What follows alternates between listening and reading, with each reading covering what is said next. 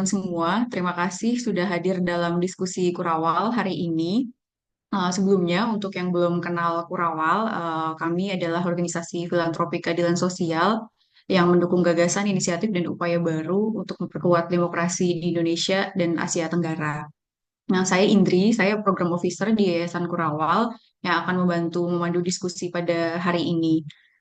Tema diskusi kita hari ini adalah berpihak pada keadilan. Yakni kita ingin mengeksplorasi peran media dalam mendukung gerakan sosial itu yang di Indonesia yang menurut kami Kurawal cukup relevan untuk kita perbincangkan dalam konteks situasi sosial politik di Indonesia saat ini. Nah, sebelum kita mulai sesi pemaparannya, aku akan mengundang Mas Doni selaku program manajer dari Yayasan Kurawal, mungkin untuk sedikit menyampaikan pengantar perbincangan diskusi kita hari ini. Silakan Mas Doni, waktunya 5 menit.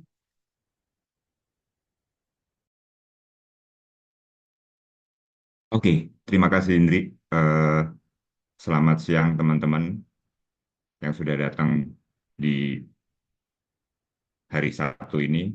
Terima kasih juga buat teman-teman yang jadi pembicara, Mas Wisnu, Inaya, Rian. Mungkin sebagai latar belakang gitu ya. Eh, Kurawal melihat salah satu yang penting untuk dikembangkan adalah bagaimana media itu bisa bukan berhenti pada menyampaikan sesuatu berita ke publik, tapi juga semacam memperkuat eh, aspirasi maupun eh, bahkan mungkin gerakan yang ada di tingkat masyarakat.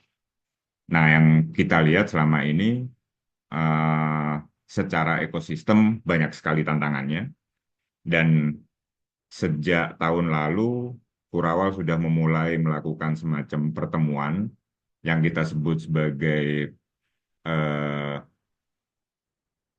pertemuan jurnalis yang membawa kepentingan publik atau kepentingan warga, di mana dari situ sebenarnya kami melihat bahwa ada beberapa hal yang mungkin cukup fundamental yang perlu kita dalami dan diskusikan, dan itulah yang kemudian kita diskusikan sore ini, yang kita harap bisa membawa kita pada satu model baru yang lebih kontekstual dengan era kita sekarang gitu, yang mana di satu sisi media tersebut tetap membawa prinsip-prinsip jurnalistiknya tentunya, tetapi juga bisa memberikan kontribusi yang cukup efektif, bahkan mungkin juga menjadi bagian dari gerakan sosial. Karena kami melihat bahwa salah satu yang absen setidaknya dalam 10-15 tahun sekarang ini yang kemudian membuat situasi demokrasi semakin regresif, masyarakat sipil semakin lemah, itu adalah juga karena uh, belum adanya konsolidasi yang cukup memadai, baik itu di masyarakat sipilnya secara yang kalau kita pinginnya ada satu kolaborasi yang lebih strategis antara akademisi, media dengan uh, rakyat gitu. Nah, dalam kerangka itulah diskusi siang ini kita coba adakan untuk kemudian menggali lebih banyak bagaimana kemudian membangun relasi strategis itu, terutama dari sisi medianya. Mungkin itu aja dulu sebagai pengantar, Indri. Terima kasih sekali lagi dan selamat berdiskusi. Oke, terima kasih Mas Doni pengantarnya. Sebelum kita mulai, mungkin aku akan menyampaikan sedikit alur diskusi hari ini. Jadi hari ini kita akan ada 3 pemapar, yang setiap pemapar nanti akan ada waktu sekitar 15 menit untuk memaparkan masing-masing, jadi total 45 menit. Lalu diikuti oleh sesi diskusi dan tanya jawab sekitar 30 sampai 45 menit untuk menggali lebih dalam gagasan yang telah dipaparkan sebelumnya.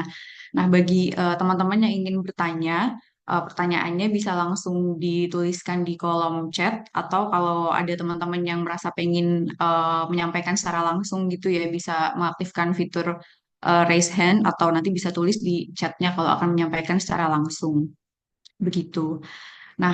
Kita masuk ke pemaparan yang pertama mengenai adakah netralitas dalam jurnalisme yang akan disampaikan oleh Mas Wisnu Prasetya Utomo. Sebelumnya, Mas Wisnu merupakan dosen komunikasi di Universitas Gadjah Mada. Saat ini sedang melanjutkan studi S3 di School of Journalism, Media and Communication di University of Sheffield, UK.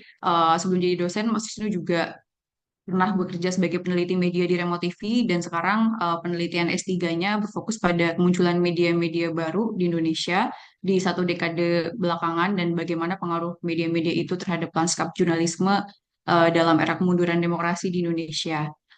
Waktunya aku persilahkan ke Mas Wisnu 15 menit. Silakan Mas Wisnu. Oke, terima kasih Indri dan teman-teman Kurawal. Eh, saya bisa minta tolong dibantu share screen ya materinya.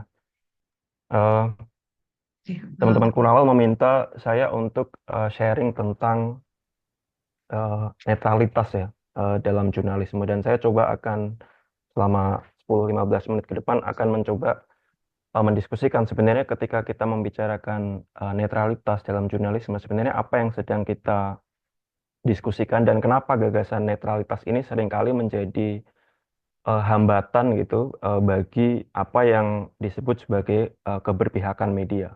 Biasanya netralitas, objektivitas, impartiality itu sering dikontraskan dengan keberpihakan karena seolah-olah ada satu tradisi pemikiran tertentu yang menempatkan netralitas dalam jurnalisme ini terlalu tinggi gitu sehingga dia membatasi keberpihakan yang bisa diberikan oleh media. Slide selanjutnya.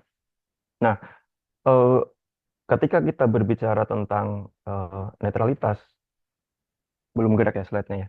Ketika kita berbicara tentang netralitas, eh, pertama saya ingin eh, melihat dari sisi historis dulu dan saya sengaja mengambil kutipan dari editorial guideline BBC karena BBC eh, apa namanya media terbesar di dunia dari sisi jumlah ya hari ini ya.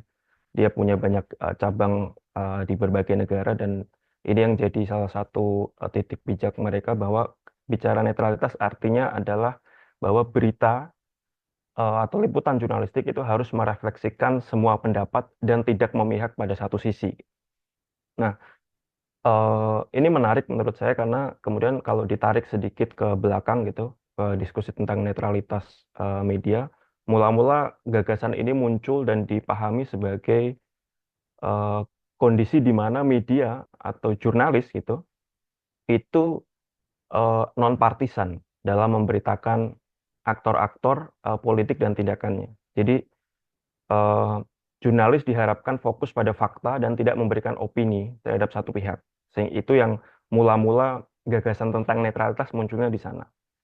Tetapi kemudian gagasan tentang netralitas ini dari yang awalnya non partisan bergeser ke apa yang disebut sebagai berimbang. Karena tidak mungkin seorang jurnalis atau media itu tidak memiliki posisi politik betapapun eh, eh, apa berusaha netralnya seorang jurnalis atau media pasti dia punya posisi kayak gitu. Nah, gagasannya bergeser kemudian jadi berimbang karena tidak mungkin bisa lepas dari posisi politik.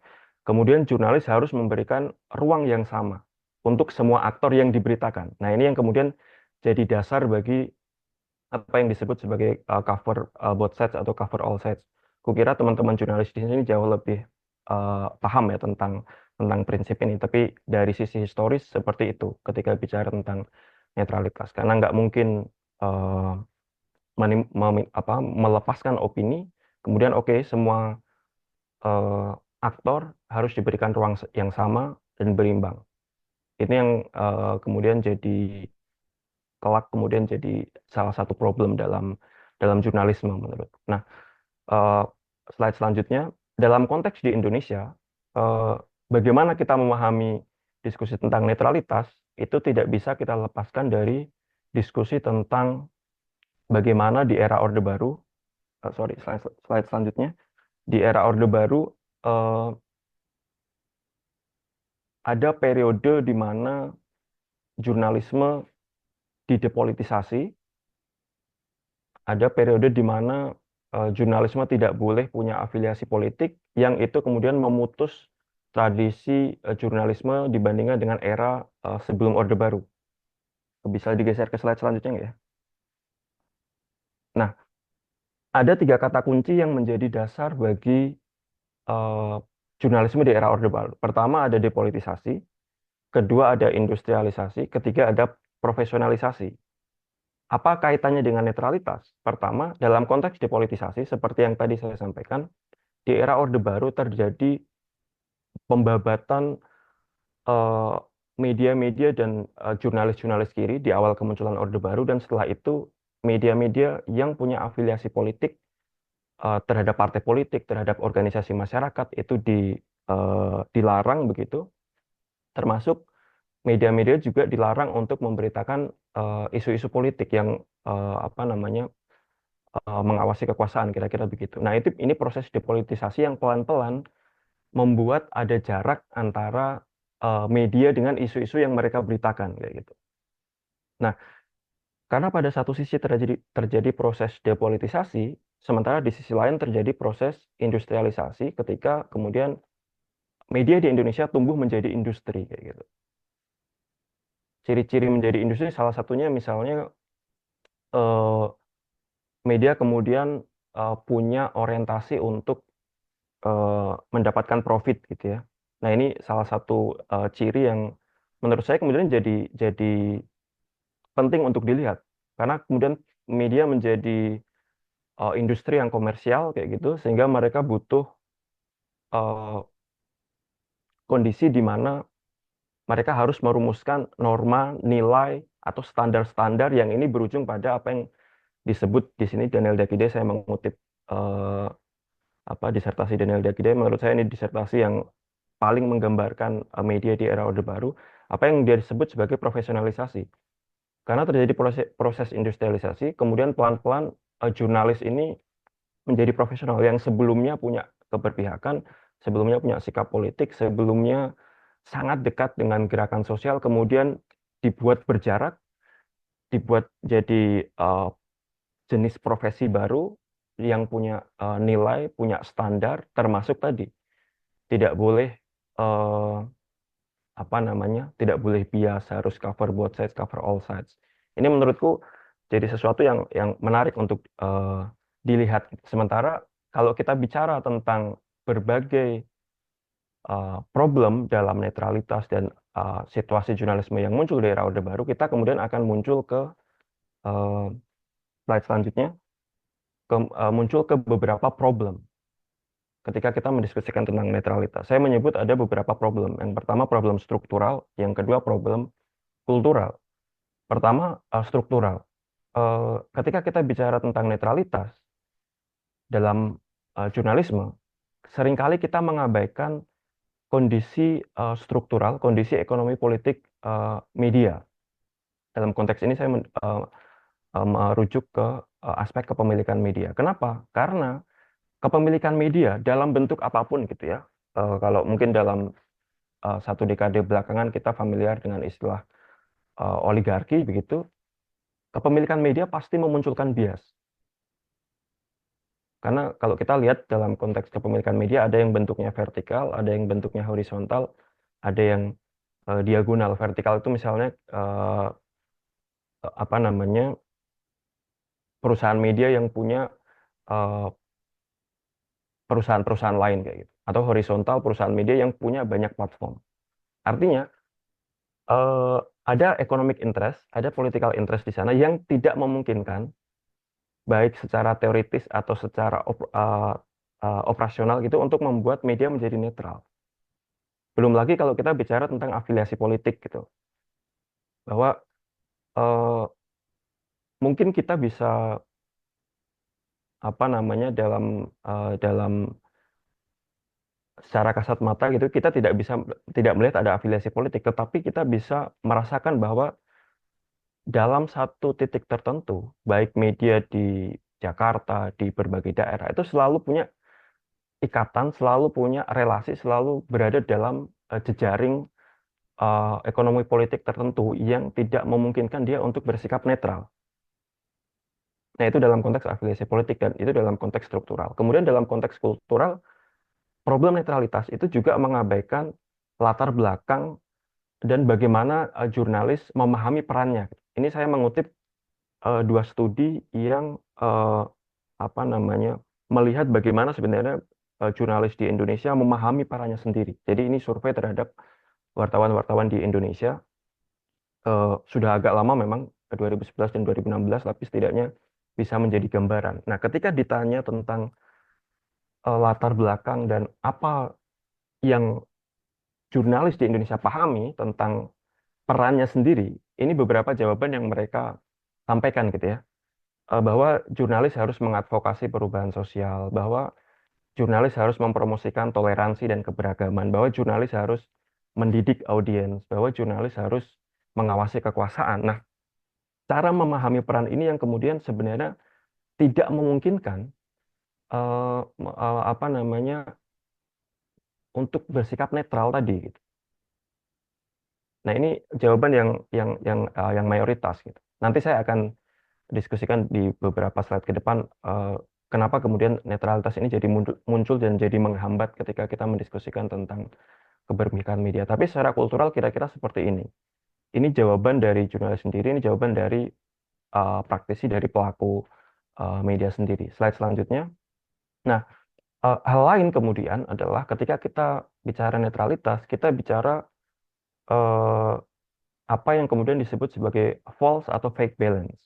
Seolah-olah netral, seolah-olah tidak berpihak, seolah-olah tidak apa namanya cenderung ke satu aktor politik atau cenderung ke satu golongan atau cenderung ke satu kelompok gitu. Ini yang tadi saya sebut sebagai cover all sides, cover both sides gitu. Mungkin teman-teman di sini, teman-teman jurnalis yang hadir di sini mungkin ada yang tidak sepakat dengan gagasan tersebut, tetapi cover both sides, cover all sides itu pada faktanya hanya melanggengkan mitos tentang netralitas. Kenapa? Karena lagi-lagi hampir tidak mungkin netralisasi itu dicapai baik secara teoritis maupun secara praktis gitu. Yang kemudian dia bisa melanggengkan status quo. Status quo seperti apa yang dimaksud? Misalnya ketika kita bicara banyak teori-teori normatif tentang jurnalisme selalu bilang bahwa mungkin yang paling familiar misalnya dari bukunya Tom Rosenstiel tentang elemen jurnalisme bahwa jurnalisme harus berpihak kepada kebenaran dan seterusnya kayak gitu. Nah, ketika kemudian tidak ada keberpihakan tadi, dia justru melanggengkan status quo, dia justru melanggengkan sistem yang katakanlah eksploitatif. Dia hanya melanggengkan eh, situasi di mana kekuasaan atau lebih operasional misalnya negara atau pemerintah gitu punya eh, tendensi untuk menindas kelompok-kelompok marginal dan sebagainya. Ketika kemudian media tidak punya keberpihakan dan cenderung bersembunyi di balik mitos netralitasnya, dia justru melanggengkan tadi bentuk-bentuk penindasan yang muncul gitu. Juga yang selanjutnya adalah dia menghambat solidaritas. Menghambat solidaritas artinya karena bersembunyi di balik netralitas, media kemudian atau jurnalis gitu ya, kemudian berjarak dengan gerakan sosial, dengan gerakan politik, dengan apa namanya aksi-aksi solidaritas yang dimunculkan oleh kelompok-kelompok marginal di satu tempat atau di satu negara kayak gitu. Ini yang jadi problem ketika kita mendiskusikan tentang netralitas. Slide selanjutnya. Nah, kenapa kemudian juga diskusi tentang netralitas itu juga selama ini menurutku tadi memunculkan false balance, menghambat solidaritas dan melanggengkan status quo karena seringkali ketika kita mendiskusikan tentang netralitas dalam konteks penulisan berita atau konteks pemberitaan media kita hanya berhenti pada fakta dan konteks. Ini saya selalu suka dengan analogi ketika kita bicara berita, kita sebenarnya sedang bicara tentang lapisan kulit bawang gitu ya. Di mana lapisan paling dalam itu fakta. Pasti semua sepakat, teman-teman wartawan pasti sepakat bahwa unsur paling penting dalam sebuah berita itu fakta gitu. Tetapi fakta saja tidak cukup gitu. Semakin keluar, fakta harus diberikan konteks. Nah, ini saya apa namanya saya highlight gitu. Ketika kita bicara netralitas, kita hanya bicara fakta dan konteks saja. Tetapi ketika kita berbicara keberpihakan, kita berbicara bagaimana media, jurnalis juga memberikan eh, analisis eh, atas fakta, analisis atas apa yang sedang terjadi, dan juga kalau opini mungkin ini level keberpihakan yang lebih ekstrim gitu ya, atas apa yang sebenarnya terjadi. Misalnya begini, contoh sederhananya kira-kira begini. Kalau media hanya memberitakan fakta, media hanya memberitakan tentang misalnya let's say kita bicara tentang pemilu ya, pemilu 2024. Kita hanya bicara tentang, oh faktanya Prabowo menang, faktanya wakilnya Prabowo adalah anaknya presiden saat itu. Eh, tetapi kalau kita hanya melihat fakta dan ya konteksnya adalah pemilu yang terjadi 5 tahun sekali dan seterusnya, tapi kita tidak memberikan analisis atas fakta itu, kita tidak akan mendiskusikan isu-isu tentang dinasti politik, kita tidak akan banyak mendiskusikan isu-isu tentang apa namanya isu tentang Mahkamah Konstitusi dan seterusnya gitu. Artinya selama ini diskusi tentang netralitas hanya berhenti seolah-olah ya media hanya memberitakan fakta saja gitu. Padahal menurutku penting juga untuk lebih jauh mendiskusikan tentang konteks, lebih jauh mendiskusikan tentang analisis atas fakta. Yang kemudian kalau tadi aku menyinggung tentang bahwa cara teman-teman jurnalis di Indonesia memahami dirinya sendiri, ada yang bertujuan untuk mendidik audiens, ada yang bertujuan untuk eh, mengawasi kekuasaan. Nah, itu sebenarnya semua terletak di level di konteks atau di analisis. Jadi tidak semata-mata hanya di fakta saja gitu. Slide selanjutnya. Nah, kemudian diskusi tentang netralitas dan tentang keberpihakan di jurnalisme di Indonesia menurut saya itu memiliki titik balik di tahun-tahun 2014. Memang ada momen pemilu 2014 tapi munculnya kira-kira, bukan munculnya, tapi kira-kira dia semakin membesar di 2012-2014 gitu. Karena saat itu ada momen politik yang signifikan, gue kira teman-teman juga mengikuti gitu, bahwa saat itu banyak scholars, banyak pengamat politik yang memframe pemilu saat itu sebagai pertarungan dua kekuatan gitu, antara kelompok reformis dan kelompok Orde Baru. Kenapa konteks politik ini jadi penting untuk mendiskusikan netralitas? Karena saat itu kemudian keberpihakan media yang dimiliki oleh para oligark, katakanlah para pemilik media besar itu semakin kuat gitu. Yang ini sudah cukup klise untuk didiskusikan, misalnya media-media di Jakarta punya Surya Paloh, Haritanu, Abu Rizal Bakri dan seterusnya itu semakin menguat di 2014. Sementara media-media apa katakanlah non oligarki misalnya, itu istilah yang cukup tepat misalnya, juga semakin mengambil sikap gitu. Ini saya mengambil contoh misalnya saat itu Jakarta Post kemudian memberikan endorsement untuk merekomendasikan pembacanya agar memilih Jokowi. Nah, menurut saya sejauh pengamatan saya sejak 98 ini adalah momen pertama kali media terbuka terang-terangan dalam kolom editorialnya merekomendasikan pembacanya untuk memilih kandidat. Sebelumnya, secara konten mungkin terlihat keberpihakannya, tetapi tidak terang-terangan mengendorse kandidat. Kenapa ini jadi penting? Karena ada konteks tadi frame pertarungan antara kelompok reformis dan Orde Baru. Nah, kemudian juga ini saya sengaja mengambil cover Tempo gitu ya, yang kemudian rame-rame menggotong Jokowi. Menurutku karena ini juga sekaligus menunjukkan tadi mau tidak mau diakui tidak diakui sebenarnya ada bentuk keberpihakan yang kemudian membuat diskusi tentang netralitas memasuki babak baru gitu. Kalau sebelumnya netralitas harus berjarak, ternyata pelan-pelan Oke, banyak teman jurnalis mungkin tidak mengakui posisinya berpihak, tetapi kita bisa mengukurnya dari kontennya gitu. Termasuk di momen 2012, 2013, 14, ini banyak muncul media baru gitu. Eh, yang saya lihat karena selama 1 tahun ini saya sedang memulai riset saya tentang S3 gitu, riset S3 saya, apa namanya, siapa media-media baru ini? Banyak media-media baru yang muncul ini tidak hanya didirikan oleh teman-teman jurnalis yang muda, yang baru masuk ke industri media, tetapi juga banyak didirikan oleh teman-teman jurnalis yang bekerja di industri media sebelumnya sudah cukup lama, tetapi kecewa dengan praktik jurnalistik di media-media arus utama, kemudian mereka keluar dan mendirikan media-media baru yang kemudian meredefinisi arti tentang netralitas dan keberpihakan. Dan ini jadi salah satu titik balik. Selanjutnya, slide selanjutnya. Nah, ketika mendiskusikan tentang keberpihakan juga, dan tadi saya menyinggung tentang endorsement Jakarta Post, yang kemudian ternyata di pemilu selanjutnya tidak diulangi lagi.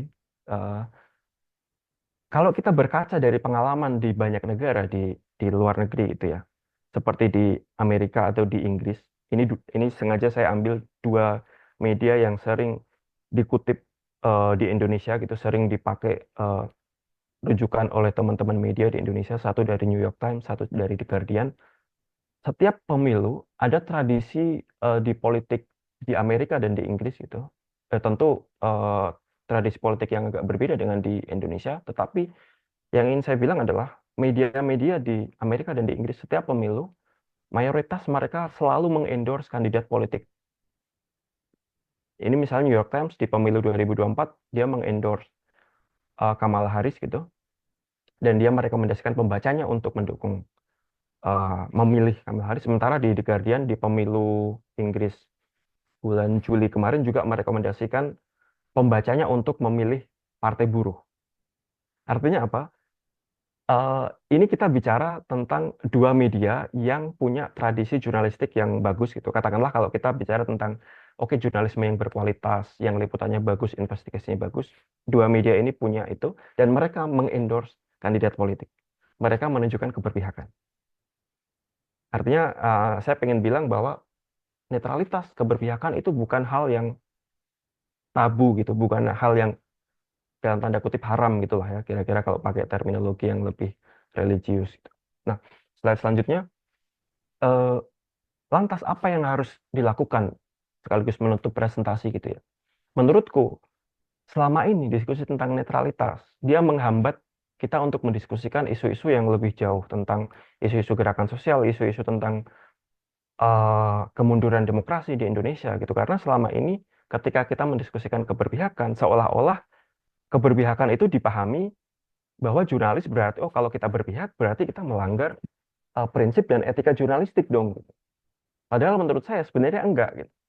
Keberpihakan itu tidak sama dengan kita melanggar prinsip dan etika jurnalistik. Karena basis keberpihakan tetap pada fakta, basis keberpihakan tetap pada apa yang terjadi, katakanlah kalau mau pakai 5W1H, teman-teman jurnalis cukup lebih familiar dengan itu, semua itu dilakukan gitu. Artinya apa? Eh, Menurut saya tidak perlu malu-malu untuk bilang bahwa ya media memang mesti punya keberpihakan gitu. Dan keberpihakan itu tidak sama dengan melanggar prinsip dan etika jurnalistik. Kenapa? Karena keberpihakan itu variasinya banyak gitu. Ketika teman-teman melakukan proses seleksi isu, apa yang harus diberitakan dan apa yang tidak harus diberitakan, itu bentuk keberpihakan. Ketika teman-teman sudah memilih isu dan memilih fakta mana yang harus ditampilkan dan mana yang tidak harus ditampilkan, itu keberpihakan. Lebih operasional lagi, ketika teman-teman memutuskan data mana yang harus ditampilkan dan mana yang tidak harus ditampilkan dalam liputan teman-teman, itu bentuk keberpihakan itu. Artinya, tadi saya apa namanya memberi outline bahwa konsep netralitas bermasalah dari banyak sisi, dan kemudian keberpihakan ini jadi hal yang kemudian jadi penting gitu untuk kita dorong lebih jauh bagi teman-teman, tidak hanya teman-teman di media-media di Jakarta, tapi teman-teman juga di daerah gitu yang kukira tantangan ke depan akan jauh lebih menantang gitu dengan situasi demokrasi di Indonesia yang yang semakin mundur kayak gitu. Slide terakhir, ini yang saya kembali ke apa lapisan kulit bawang tadi ya, meskipun tidak seperti kulit bawang, tetapi kira-kira saya ingin bilang bahwa kenapa kita tidak bold saja gitu untuk lebih fokus pada eh, keberpihakannya ketimbang kita terjebak pada mitos tentang netralitas, gitu. Karena lagi-lagi saya ingin bilang keberpihakan itu tidak sama dengan kita melanggar prinsip dan etika jurnalistik, bahwa keberpihakan itu artinya tidak sama dengan kita memanipulasi fakta, mendistorsi realitas, tidak sama seperti. Tapi kita memberikan analisis, basis analisis itu adalah posisi di mana kita punya nilai-nilai tertentu, gitu. Dan salah satu bagian dalam riset yang saya lakukan adalah saya menganalisis puluhan, mungkin hampir ratusan gitu, cara teman-teman media baru di Indonesia yang muncul 10 tahun belakangan ini mendefinisikan dirinya sendiri. Saya membaca di halaman apa Mashead, di About Me, di website teman-teman gitu, banyak yang mendefinisikan diri sebagai media yang inklusif, media dengan apa me- me- berpihak pada kepentingan publik, media yang apa memilih isu-isu tertentu, media yang progresif dan seterusnya, yang itu semua bentuk keberpihakan gitu. Dan saya melihat banyak liputan-liputan jurnalistik yang teman-teman jurnalis, teman-teman media baru lakukan, berusaha untuk tidak terjebak tadi pada fake dan false balance tadi, yang itu menurut saya harus utamakan gitu. Itu yang eh, jadi penting ketika kita melihat situasi demokrasi di Indonesia semakin mundur, yang kita tidak bisa banyak berharap pada media-media eh, besar, media-media arus utama yang berlindung di balik netralitas. Karena bahkan kalau kita berbicara tentang kode etik jurnalistik pun yang dikeluarkan Dewan Pers gitu ya, kalau itu jadi rujukan utama teman-teman, kan sebenarnya tidak ada kata netralitas kan di sana. Yang ada adalah objektif, independen kayak gitu. Dan itu yang jadi penting dan harus jadi, menurut saya, jadi perhatian teman-teman kayak gitu. Jadi bold dan biar tidak menghambat solidaritas terhadap kegerakan sosial, dan itu kukira yang jadi PR bersama untuk meredefinisi arti netralitas dan juga memaknai ulang apa yang dimaksud keberpihakan jurnalisme. Kukira itu, Indri, sebagai pembuka. Terima kasih. Oke. Terima kasih banyak Mas Wisnu atas paparannya. Tadi Mas Wisnu sudah memaparkan gitu ya konteks historis dan mengkaji ulang konsep netralitas dalam jurnalisme yang sebenarnya pada praktiknya itu tidak mungkin ada gitu ya. Justru malah keberpihakan itu dan keberpihakan itu sebenarnya tidak melanggar etika jurnalistik.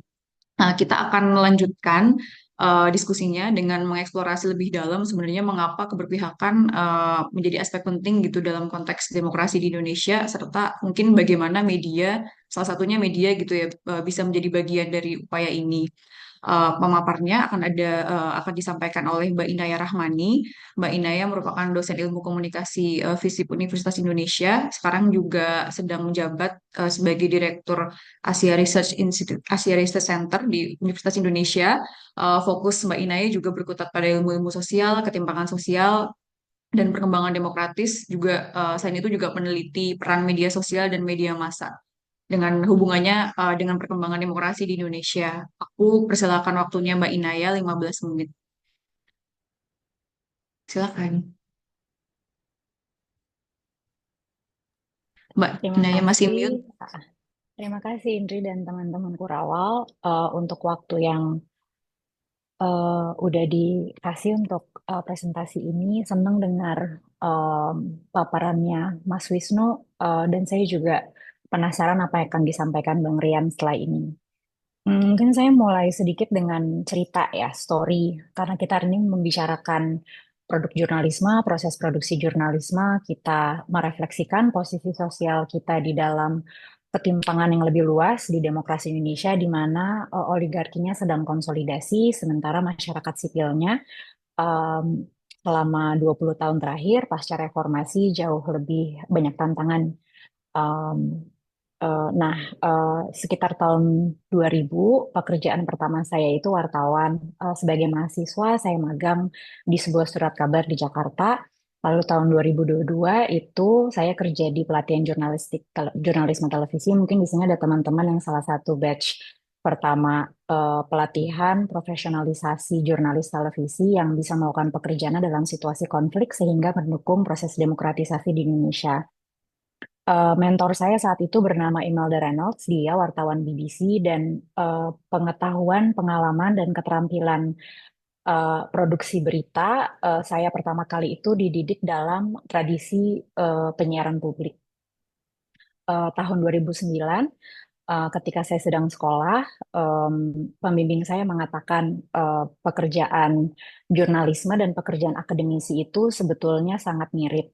Bedanya, jurnalis itu berhenti di melaporkan, akademisi itu perlu menganalisis. Jadi saya merasa eh, labor proses saya sebagai akademisi di kampus itu seturut dengan pengalaman teman-teman di sektor media, baik sebagai orang yang pernah mengalami 20 tahun yang lalu maupun yang masih mengalami sebagai dosen di kampus.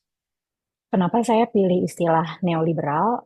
Selain itu yang saya teliti, tapi itu adalah kenyataan sosial dunia kita sekarang, baik di Indonesia, baik di Kupang, Kalimantan eh, Barat, Jayapura, maupun di New York, di London, di Amsterdam, di mana produksi pengetahuan, produksi berita semakin dibentuk oleh arus pasar ketimbang proses atau dukungan pendanaan dari lembaga yang memiliki kepentingan akhir publik atau keadilan.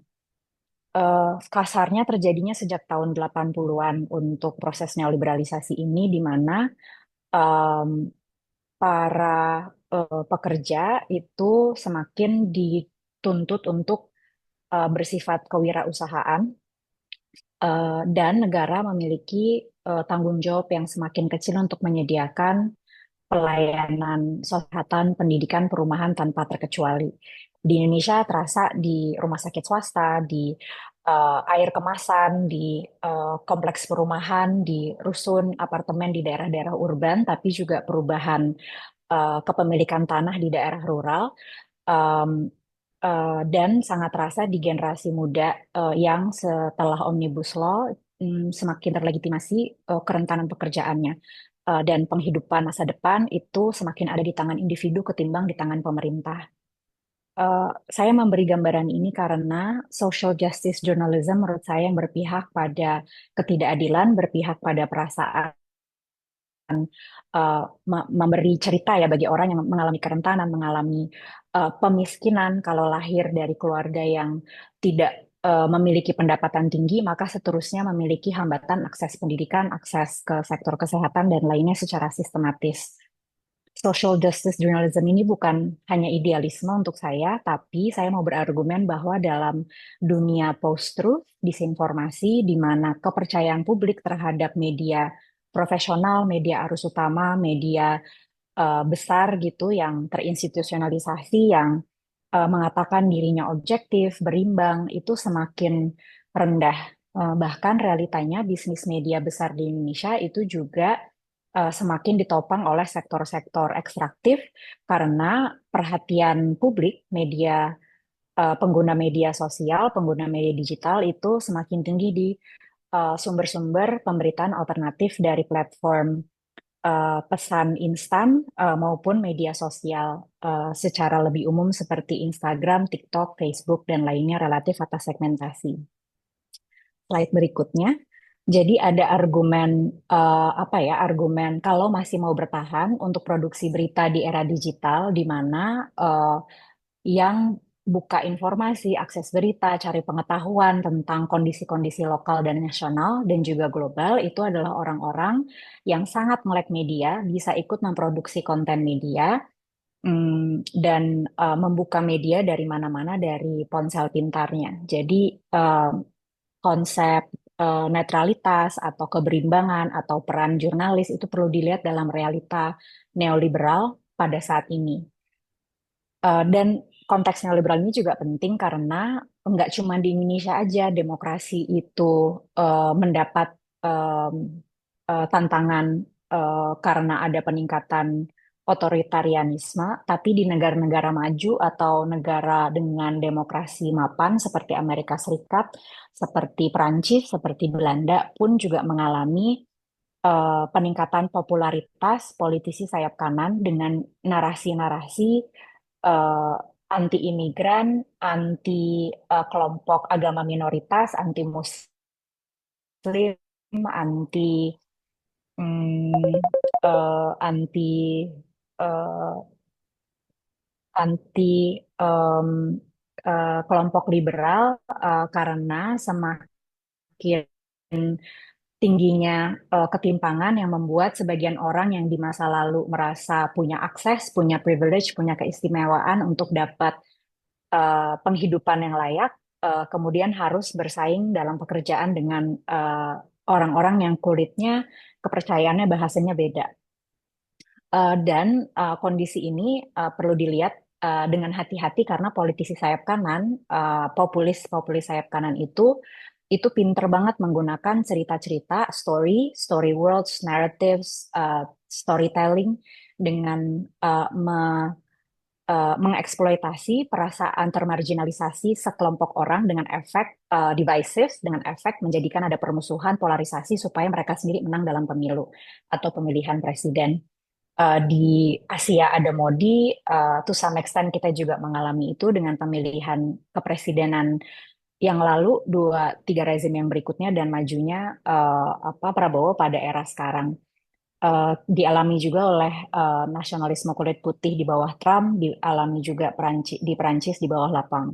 Berikutnya, jadi kemunduran atau menurunnya kepercayaan publik terhadap lembaga jurnalisme adalah di Amerika Serikat, di Inggris dan di Perancis karena kok kalau if you have done your job so well, kenapa demokrasi kita itu semakin dibajak oleh kelompok konservatif sayap kanan ya. Konservatif itu juga ada konservatif yang statesman, percaya pada negara dan negara itu harus menjalankan fungsinya untuk melindungi warga negara. Jadi konservatif itu tidak selalu berdampak politik sayap kanan. Eh, Orang-orang politisi yang bisa mengendarai narasi sayap kanan itu punya cyber army, punya buzzer, bisa produksi narasi alternatif hoax, disinformasi dengan sangat efektif. Dan mereka itu secara kesejarahan nggak punya akses langsung ke media-media tradisional. Mereka itu pakainya media sosial, media digital, dan Twitter di antara platform media yang sangat berperan dalam naiknya politik sayap kanan di seluruh dunia di tahun 2010 ke atas. Jadi ketika saya bicara tentang peran jurnalisme, tapi juga peran jurnalis, tapi juga peran akademisi sebetulnya di dalam dunia yang timpang, dunia yang neoliberal, kalau kita bilang harus netral, kita bilang harus objektif saya sebagai peneliti ketika menggunakan survei gitu, angka dan fakta itu nggak pernah objektif eh, karena manusia yang mengumpulkan itu punya ceritanya sendiri, jernih, punya perjalanan individunya sendiri, sehingga pasti udah selektif dalam prosesnya. Ditambah lagi dunianya nggak adil dan ada pemusatan kekuasaan di tangan segelintir orang yang kemudian dibajak oleh narasi yang anti demokratis. Sehingga saya mau appeal ya, mau em, apa ya, mengajak teman-teman dari sektor jurnalis. Tapi kalau ada juga yang mengidentifikasi diri sebagai intelektual publik yang bekerja di sektor jurnalisme, kalau nggak ngambil posisi saya bagian dari masyarakat sipil, maka akan jauh lebih rentan untuk ketarik dalam pusaran negara yang konsolidasi kekuasaan melalui lembaga-lembaga pengetahuan, melalui lembaga-lembaga media. Karena studinya bilang gitu, observasi selama 20 tahun seperti itu, dan kalau mengambil posisi netral itu nggak narik diri ke masyarakat sipil, maka secara mekanis, secara sosial itu akan ketarik ke posisi memberi legitimasi pada uh, kekuasaan yang sedang berkonsolidasi sekarang. Saya kasih contoh mungkin kalau teman-teman wawancara ekonom gitu, yang pakai angka, yang mengambil posisi, ya datanya bilang seperti itu bahwa kelompok masyarakat adat itu juga melakukan ini saya mengutip salah satu orang ya, jadi ini bukan pendapat saya. Dia bilang data ekonominya menunjukkan bahwa deforestasi itu juga peranan masyarakat adat juga problematis karena perubahan livelihood masyarakat adat itu berkontribusi terhadap deforestasi. Tapi argumen netralitas itu, argumen apa objektif bahwa angkanya bilang kayak gitu, dia juga nggak mempermasalahkan bahwa perubahan lahan itu terjadi karena proses industrialisasi dan tambang-tambang yang ekstraktif sehingga orang dan masyarakat adat itu apa ya tercerabut dari komunitasnya. Jadi deforestasi itu sangat kompleks, nggak cuma bisa dilihat pakai fakta, lihat pakai angka, tapi perlu diinvestigasi dan perlu dianalisis juga gitu. Kenapa kayak gitu? Um, itu argumennya kenapa kalau mengambil posisi objektif itu di dunia yang timpang, maka kita sebetulnya sedang mengambil posisi konsen untuk mengambil posisi pasif dan mendukung narasi-narasi yang dominan. Oke, berikutnya. Nah, ketika saya bilang kekuasaan, saya mau mengajak redistribusi kekuasaan dan mau mengusung agenda keadilan sosial, itu saya berangkat dari pengamatan bahwa karena karena saya berargumen kalau antara state dan civil society, antara negara dengan masyarakat sipil itu hubungannya um, powernya nggak imbang, hubungannya timpang. Jadi akan selalu ada pemusatan kekuasaan di negara karena kita punya sejarah otoritarian kayak yang disebut sama Mas Wisnu tadi. Media kita itu secara kesejarahan pra kemerdekaan itu memiliki apa ya kedekatan dengan gerakan sosial anti imperialis. Tapi di bawah Soeharto yang jurnalis yang ada di bawah gerakan masyarakat sipil ini beberapa eh, termasuk dalam mereka yang naik jabatannya ke dalam kementerian dan menjadi penopang-penopang birokrasi. Jadi kehilangan nih orang-orang di dalam masyarakat sipil yang punya kapasitas intelektual, kapasitas produksi berita, produksi informasi yang memiliki kepentingan sejalan dengan perjuangan gerakan sosial supaya semakin banyak orang di masyarakat sipil yang bisa menentukan untuk dirinya hak saya apa dan saya tahu harus meminta kemana. Kalau memang secara sejarah udah dipegang tuh kekuasaan oleh hanya beberapa orang, tugasnya orang yang mengidentifikasi diri dalam masyarakat sipil, dan kalau memang masih mempermasalahkan, enggak negara itu baik gitu, jurnalis yang masuk ke Dewan Pers, Aji yang sekarang jadi bagian dari Stafsus atau Wamen itu mereka sedang berusaha untuk mengawal pemerintahan. Saya jelas nggak ada di situ posisinya dan saya nggak akan capek-capek untuk mengubah pandangan atau pilihan, saya mau ngajak teman-teman yang masih mau ada di bagian masyarakat sipil untuk nyari cara-cara praktik untuk redistribusi akses. Setiap kali kita punya akses ke sumber daya, kita harus sebar ke siapa. Setiap kali saya ketarik ke dalam pusaran kekuasaan, saya mundurnya lagi gimana, menyebarkannya lagi gimana, yang sering disebut sebagai resource mobilization. Dan redistribusi ini di dalam era digital, era maraknya disinformasi itu dipunya oleh orang-orang yang punya kecakapan teknologi, punya kecerdikan untuk menggunakan platform, membangun cerita, storytelling, dan meningkatkan partisipasi. Dan ini pastinya generasi yang native, digital natives, tapi juga memiliki simpati terhadap gerakan sosial secara lebih panjang di Indonesia dan juga secara global di seluruh dunia. Sehingga knowledge and practices, pengetahuan, praktik intelektual dan jurnalisme itu perlu dijaga, perlu ada proses mentoring, perlu ada proses peer mentoring. Jadi teman-teman yang ngalamin persekusi, ngalamin eh,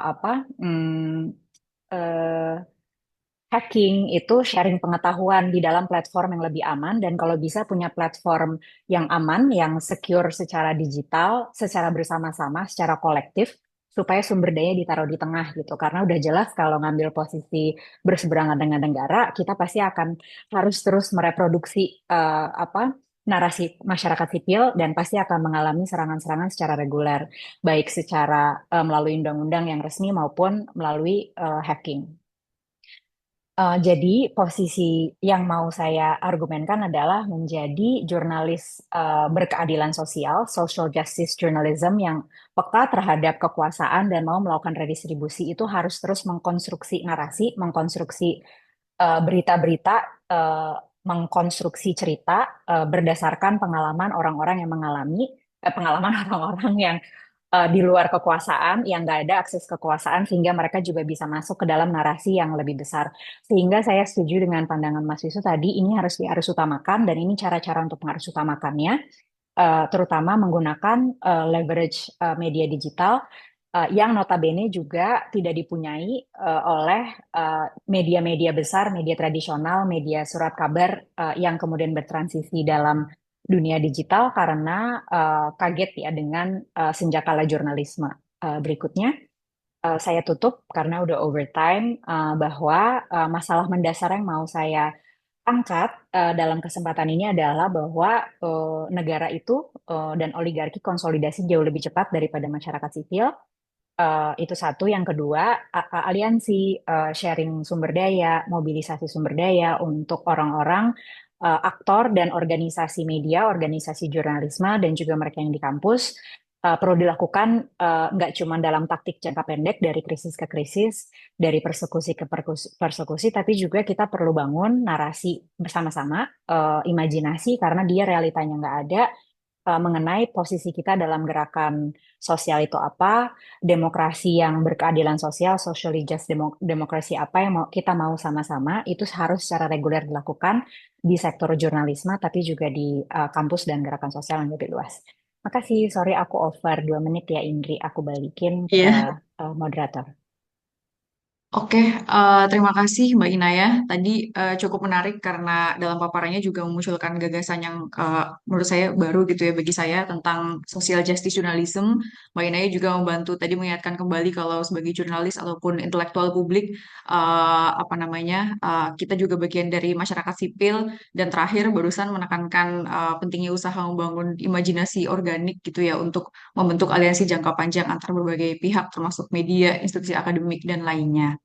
Eh, Berikutnya, pemaparan terakhir, kita akan mendengarkan langsung pengalaman dari praktik jurnalisme yang memang menyoroti keberpihakan di tengah tantangan dan opresi, serta ketimpangan di konteks lokal di Flores, Nusa Tenggara Timur. Ada Bang Rian Dagur. Bang Rian merupakan pemimpin redaksi Floresa di tahun 2014 sampai 2017. Kini Bang Rian jadi menjabat sebagai pemimpin umum sekaligus editor di Floresa, editor dan mentor di Floresa. Bang Rian, aku silakan waktunya 15 menit.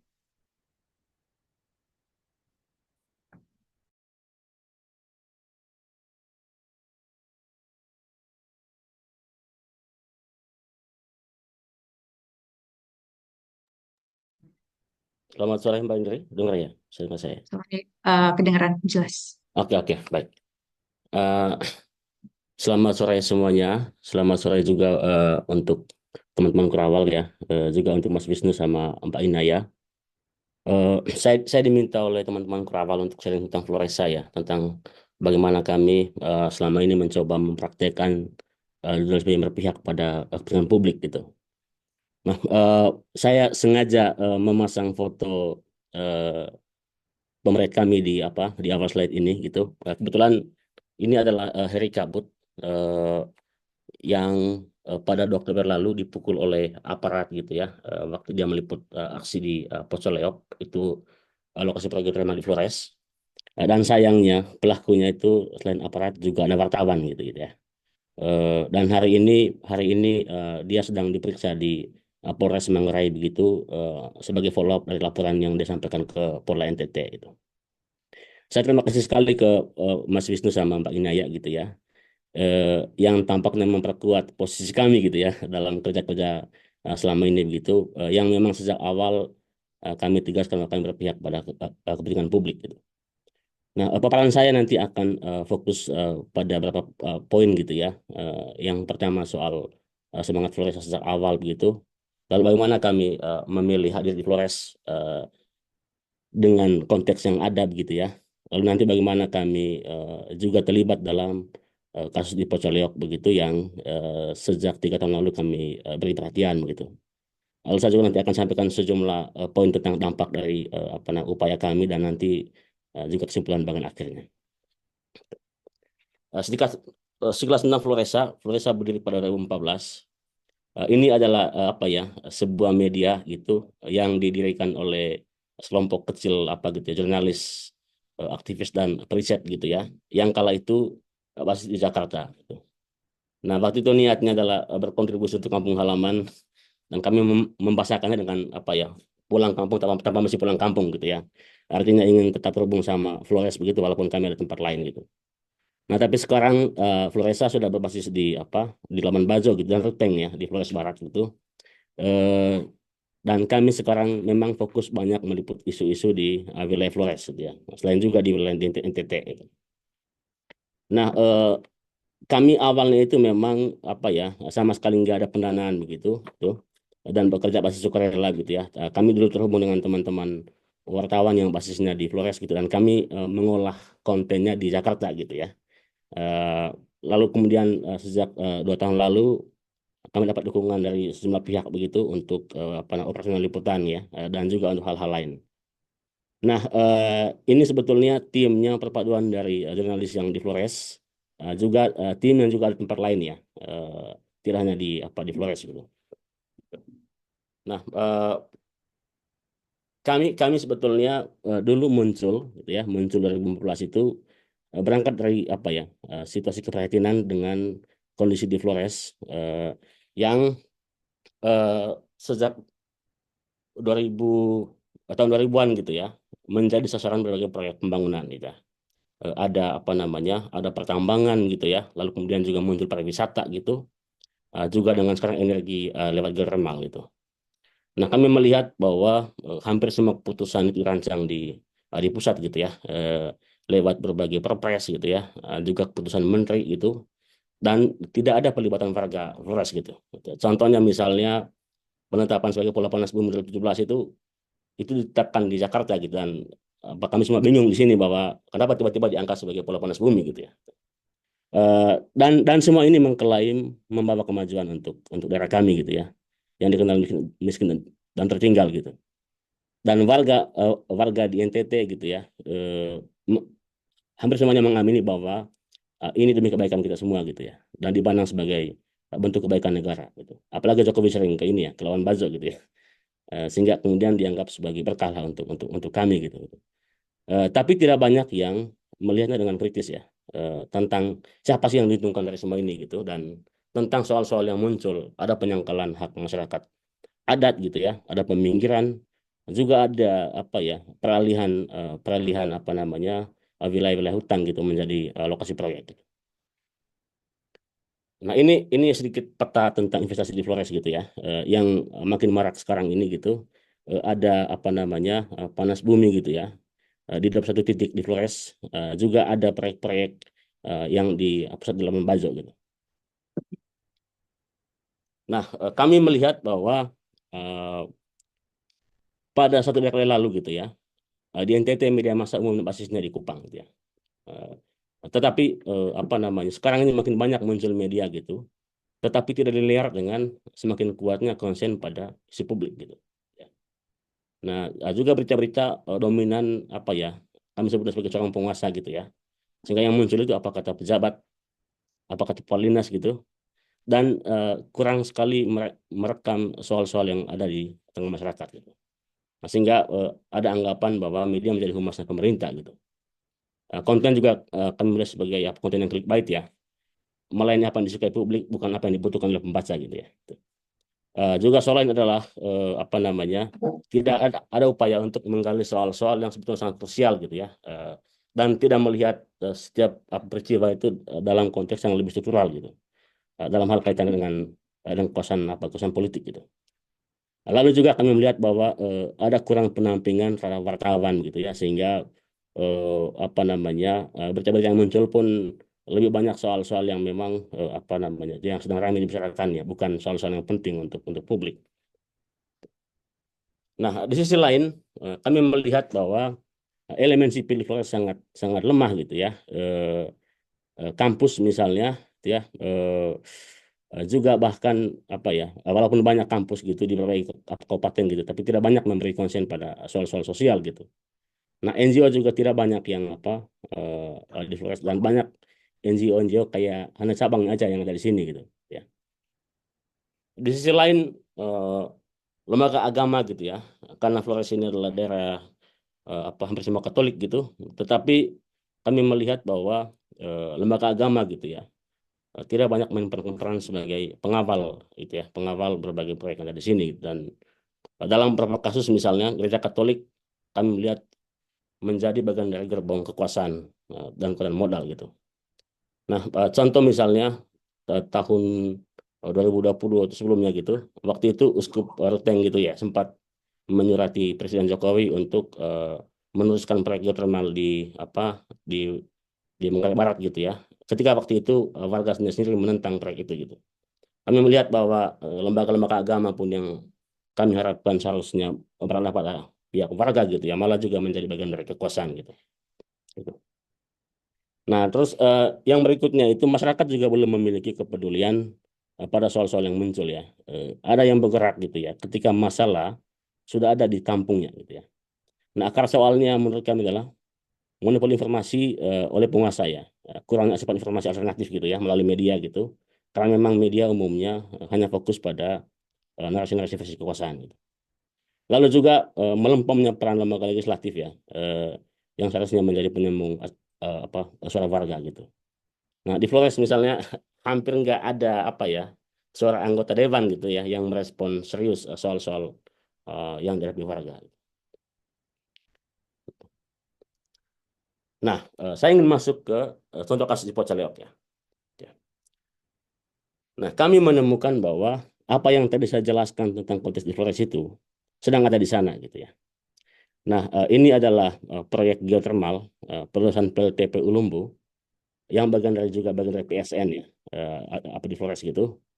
Dan narasinya adalah ini energi ramah lingkungan ya, membawa kemaslahatan bagi masyarakat sempat gitu ya, juga membuka lapangan kerja gitu. Tetapi ada banyak fakta yang disembunyikan gitu ya, dalam narasi-narasi yang muncul di media gitu ya, soal dampak buruknya, masalah dengan tempat lain gitu ya. Lalu kami juga melihat bahwa media umumnya menjadi humasnya apa namanya negara gitu ya, juga korporasi gitu. Nah, bahkan ada jurnalis yang ikut memukul pemerintah Floresa tadi yang kasus 2 Oktober ya gitu. Lalu juga kampus kami melihat malah dimanfaatkan untuk melegitimasi proyeknya. Nah, kami mendapat apa fakta bahwa ada dosen gitu ya di kampus di Flores yang dilibatkan dalam riset gitu ya untuk mendukung proyek geothermal di Pocoleo. Nah, gereja juga alih-alih mengambil sikap tegas gitu, mengklaim hanya menjadi jembatan antara warga dan korporasi gitu ya. Dukung pemerintah melalui setumpuk MOU gitu ya, MOU untuk apa namanya menyampaikan atau sesuai ulang proyek itu ke warga gitu. Juga lewat surat yang dikirimkan kepada pemerintah gitu ya. Seperti tadi saya jelaskan surat dari Uskup Ruteng ke Presiden Jokowi gitu. Lalu juga memilih diam ketika warga menjadi korban kekerasan aparat. Nah, ini DPR juga sama ya. Dan publik pun menurut kami belum banyak yang peduli gitu.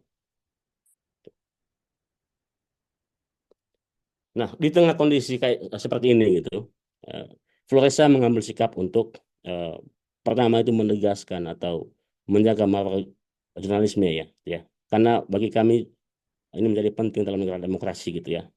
Peran itu hanya mungkin jika kerja media dan jurnalis itu melayani kepentingan publik gitu ya, bukan bukan penguasa gitu ya.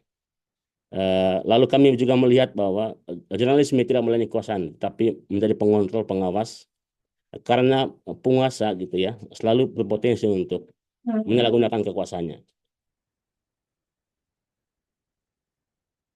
Lalu dalam dalam upaya kami apa ya dengan kasus Pocaleok gitu, kami kami kami sering sekali menganalisis gitu ya masalahnya itu dan memang menemukan bahwa ada posisi asimetri gitu ya antara pemerintah dengan warga di sisi lain ya. Kami melihat bahwa pemerintah dan koperasi memiliki segala-galanya untuk memutuskan tujuannya ya. Regulasi sebagai legitimasi proyek ya. Para ahli sebagai justifikasi dengan produksi pengetahuan dengan klaim riset gitu. Juga bahkan membiayai wartawan dan media untuk menyebarluaskan narasi gitu ya. dan aparat juga apa namanya juga dimanfaatkan untuk menekan warga gitu. Nah, di sisi lain warga hanya bisa memilih menyuarakan suaranya gitu ya dan bertahan di lahan mereka gitu. Nah, dengan komitmen tadi pada apa ya upaya untuk berpihak pada publik gitu ya, pada warga yang rentan gitu, kami memilih berpihak gitu ya, berpihak dengan memberikan ruang yang luas bagi warga untuk terlibat dalam wacana dan diskusi tentang proyek ini. Nah, bagaimana kami menjalankan itu ya? Pertama itu lewat frame pemberitaan yang menitik beratkan pada suara aspirasi warga. Gitu. Hal itu muncul dalam perumusan angle berita, pemilihan narasumber yang selalu melibatkan warga, mengangkat topik tertentu yang dianggap penting untuk dipartisipasi oleh warga, selalu menempatkan konteks tentang proyek, gitu ya, bahwa ada perlawanan warga, gitu ya, berikut dengan alasan-alasan mereka. Lalu yang kedua adalah kami ikutin perkembangan kasusnya, gitu ya, termasuk ketika ada upaya represi oleh aparat, gitu. Nah, seperti yang tadi Mas Pak Wisnu jelaskan tadi ya, keberpihakan memang tidak membuat kami mengabaikan kode etik ya, gitu ya. Kami berusaha untuk menaati apa namanya poin-poin kode etik gitu, sehingga juga karena kami menurut kami gitu ya, ketika dengan posisi kami sekarang ini, kami rentan sekali akan dipersoalkan kalau kami misalnya mengabaikan kode etik gitu.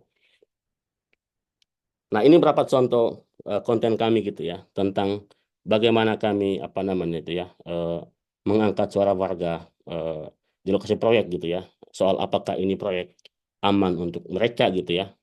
Apa saja keuntungan yang mereka dapat gitu. Siapa yang menjamin mereka punya keselamatan kalau proyek ini memicu masalah gitu. Nah, kami juga kemudian apa ya menyajikan fakta tentang proyek villa lain gitu.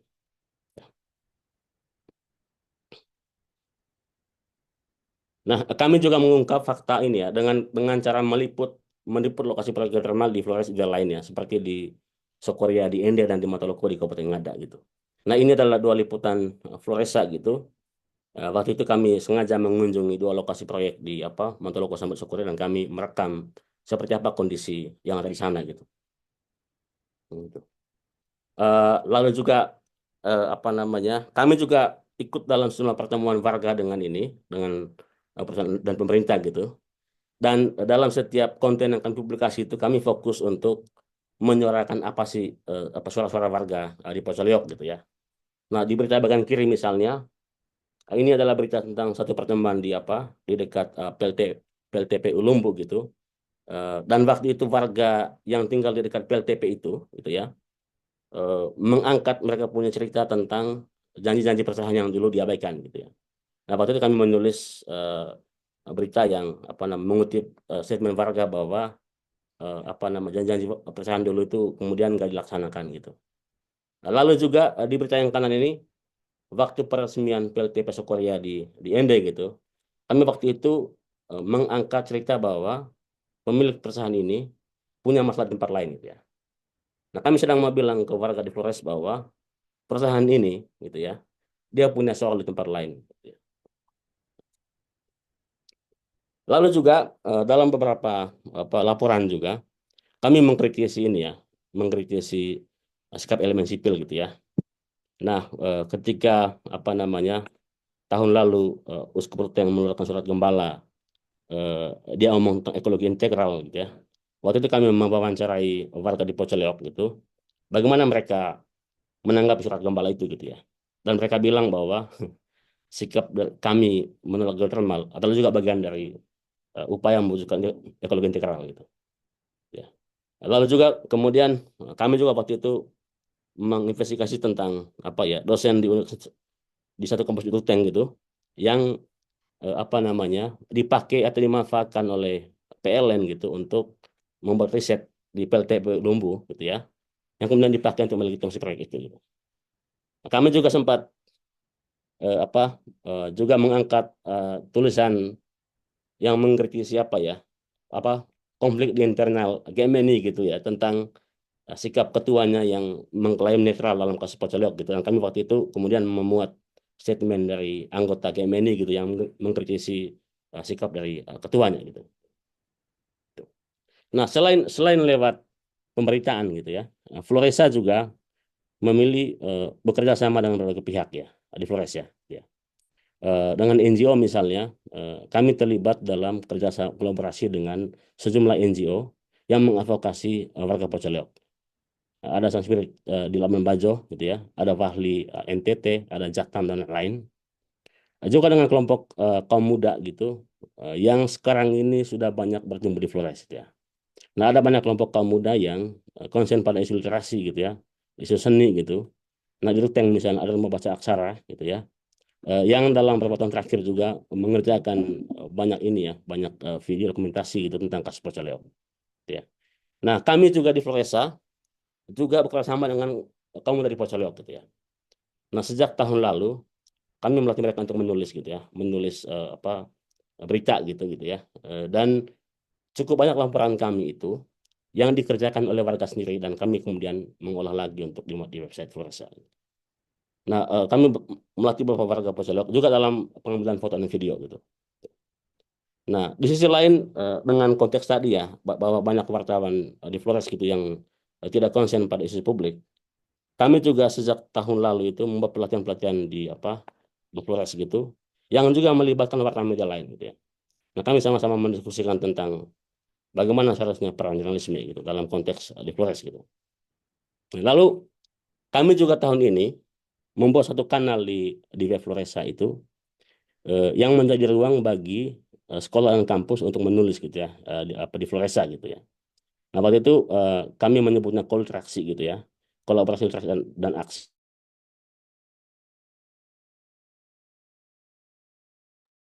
Bang Rian, boleh 2-3 menit lagi ya waktunya.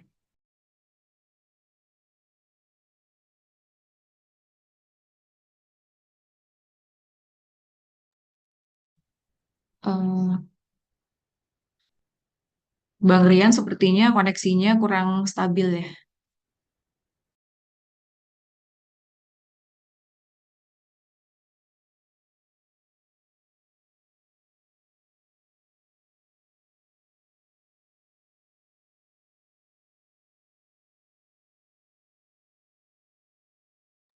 Kami yang ada di Flores. Oke. Bang Rian barusan sempat hilang. Mungkin boleh apa namanya Halo waktunya Pak bisa Indri. dipersingkat. Ya, sudah jelas. Tadi Sorry. sempat hilang Bang Rian. Oke, Iya, iya, iya. Bang Rian Maaf, maaf, waktu maaf. untuk presentasinya, oke Oh ya, nggak oke. apa-apa. Waktu Saya untuk tambahkan dikit lagi ya. presentasinya boleh 2-3 menit lagi ya Bang. Oke, oke, oke, sip, sip. Nah, ada beberapa Terima dampak kasih. yang kami lihat ya, Mbak Indri ya, dengan teman-teman dengan apa kami lakukan gitu ya. Yang pertama itu persoalan Pocolok kemudian mendapat atensi publik gitu ya. Walaupun tidak banyak media yang konsen pada warga gitu, tapi kami melihat bahwa ada inilah ya, ada atensi cukup daripada publik tentang kasus Pocolok gitu. Nah, lalu yang kedua, kami melihat bahwa ada perbaikan ekosistem media gitu ya di Flores ya, walaupun sekarang memang belum terlalu kelihatan gitu, tapi saya kira model konten yang investigatif gitu ya pada publik itu kemudian mengganggu jurnalisme umumnya gitu ya, yang cenderung menjadi humasnya penguasa gitu. Berikutnya adalah trust kepada media gitu ya. Karena publik misalnya melihat bahwa media eh, apa merekam mereka punya soal-soal gitu. Lalu juga kemudian berikutnya adalah ada dukungan terhadap kerja-kerja seperti Floresa gitu ya. Kami mendapat dukungan dana akses beasiswa liputan gitu ya. Dan kami juga dapat pengakuan publik lewat sejumlah penghargaan gitu. Nah, ini sebetulnya ada satu video gitu yang menunjukkan bagaimana Heri Kabut tadi yang dipukul polisi itu kemudian dipeluk warga gitu, warga Pocoleok gitu. Ketika mereka bertemu dengan dia di Ruteng minggu lalu gitu ya. Waktu itu Heri dari Kupang setelah melapor kasusnya ke Polda dan ketemu warga gitu dan mereka menangis gitu waktu bertemu Heri gitu. Nah, ini warga Pocoleok yang waktu itu menyambut Heri di Ruteng ketika dia pulang dari Kupang gitu. Gitu. Gitu. Nah, ini saya stop videonya. Saya pengen sampaikan beberapa hal sebagai kesimpulan akhir gitu ya. Nah, kami melihat bahwa model jurnalisme seperti yang dibuat oleh Foresa itu ya, semacam kayak menentang gitu konsensus yang coba dibentuk dan dipertahankan oleh kepentingan-kepentingan yang kuat melalui media arus utama gitu ya, sekaligus menantang otoritas dan agenda ekonomi gitu.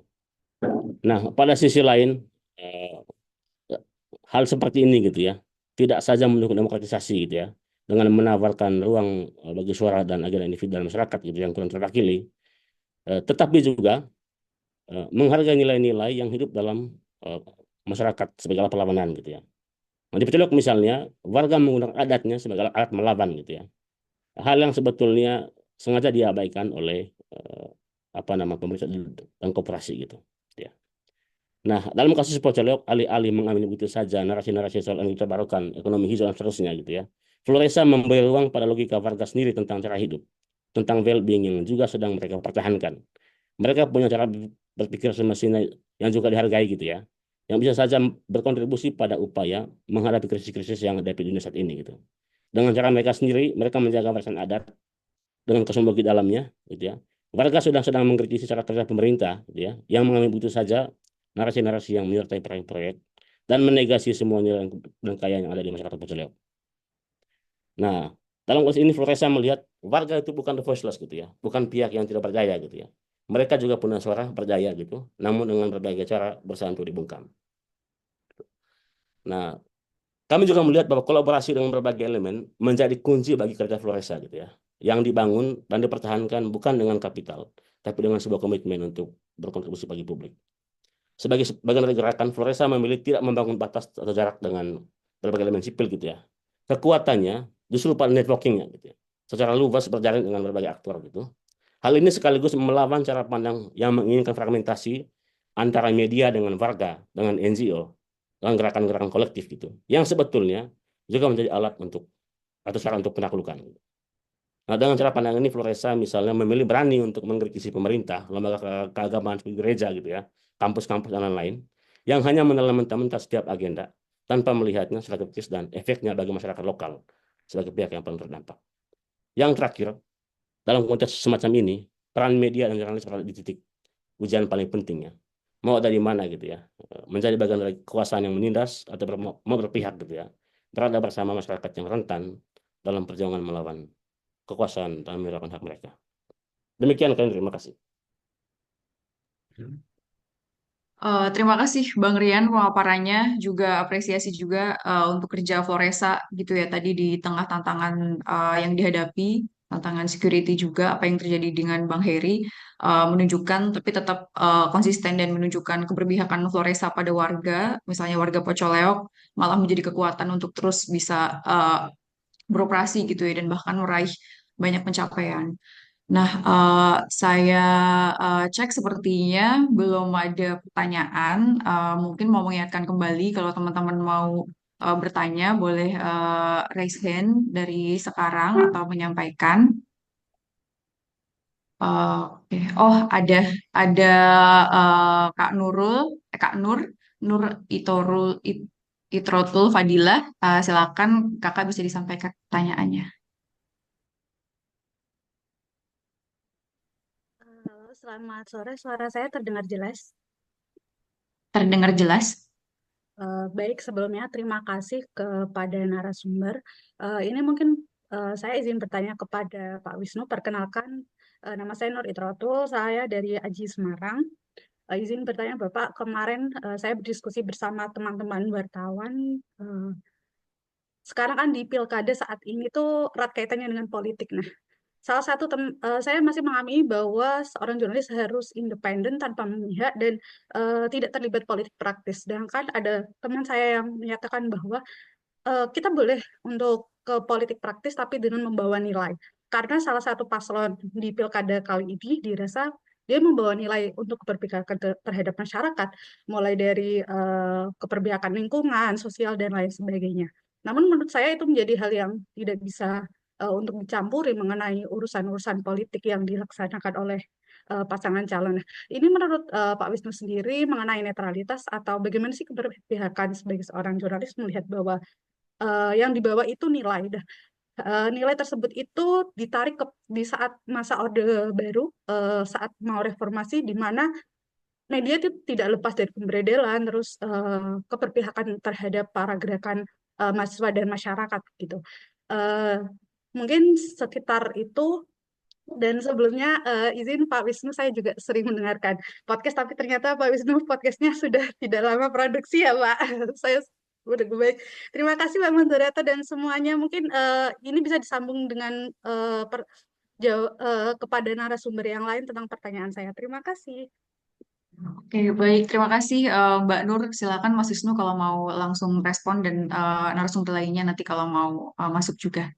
Ya, oke, terima kasih Mbak Nur. Ya, emang podcastnya sedang vakum karena saya sedang sekolah, tapi mungkin nanti akan lanjut. Nah, terima kasih Mbak Nur. Menurut saya ini pertanyaan yang menarik dan saya kira sering jadi dilema gitu ya buat teman-teman jurnalis ketika berada dalam momen-momen musim politik kayak pilkada atau eh, pilpres atau pemilihan legislatif ya gitu ya. Karena karakter eh, momen politiknya mungkin agak berbeda dengan misalnya ada efek dari kebijakan pemerintah di eh, daerah tertentu misalnya. Itu yang mungkin akan terlihat lebih jelas. Tapi menurut saya merespon dari Mbak Nur, menurut saya begini, bentuk keberpihakan jurnalis saya setuju, bentuk keberpihakannya pada nilai, tetapi seringkali saya agak skeptis kalau keberpihakan itu kemudian diterjemahkan dalam bentuk apa namanya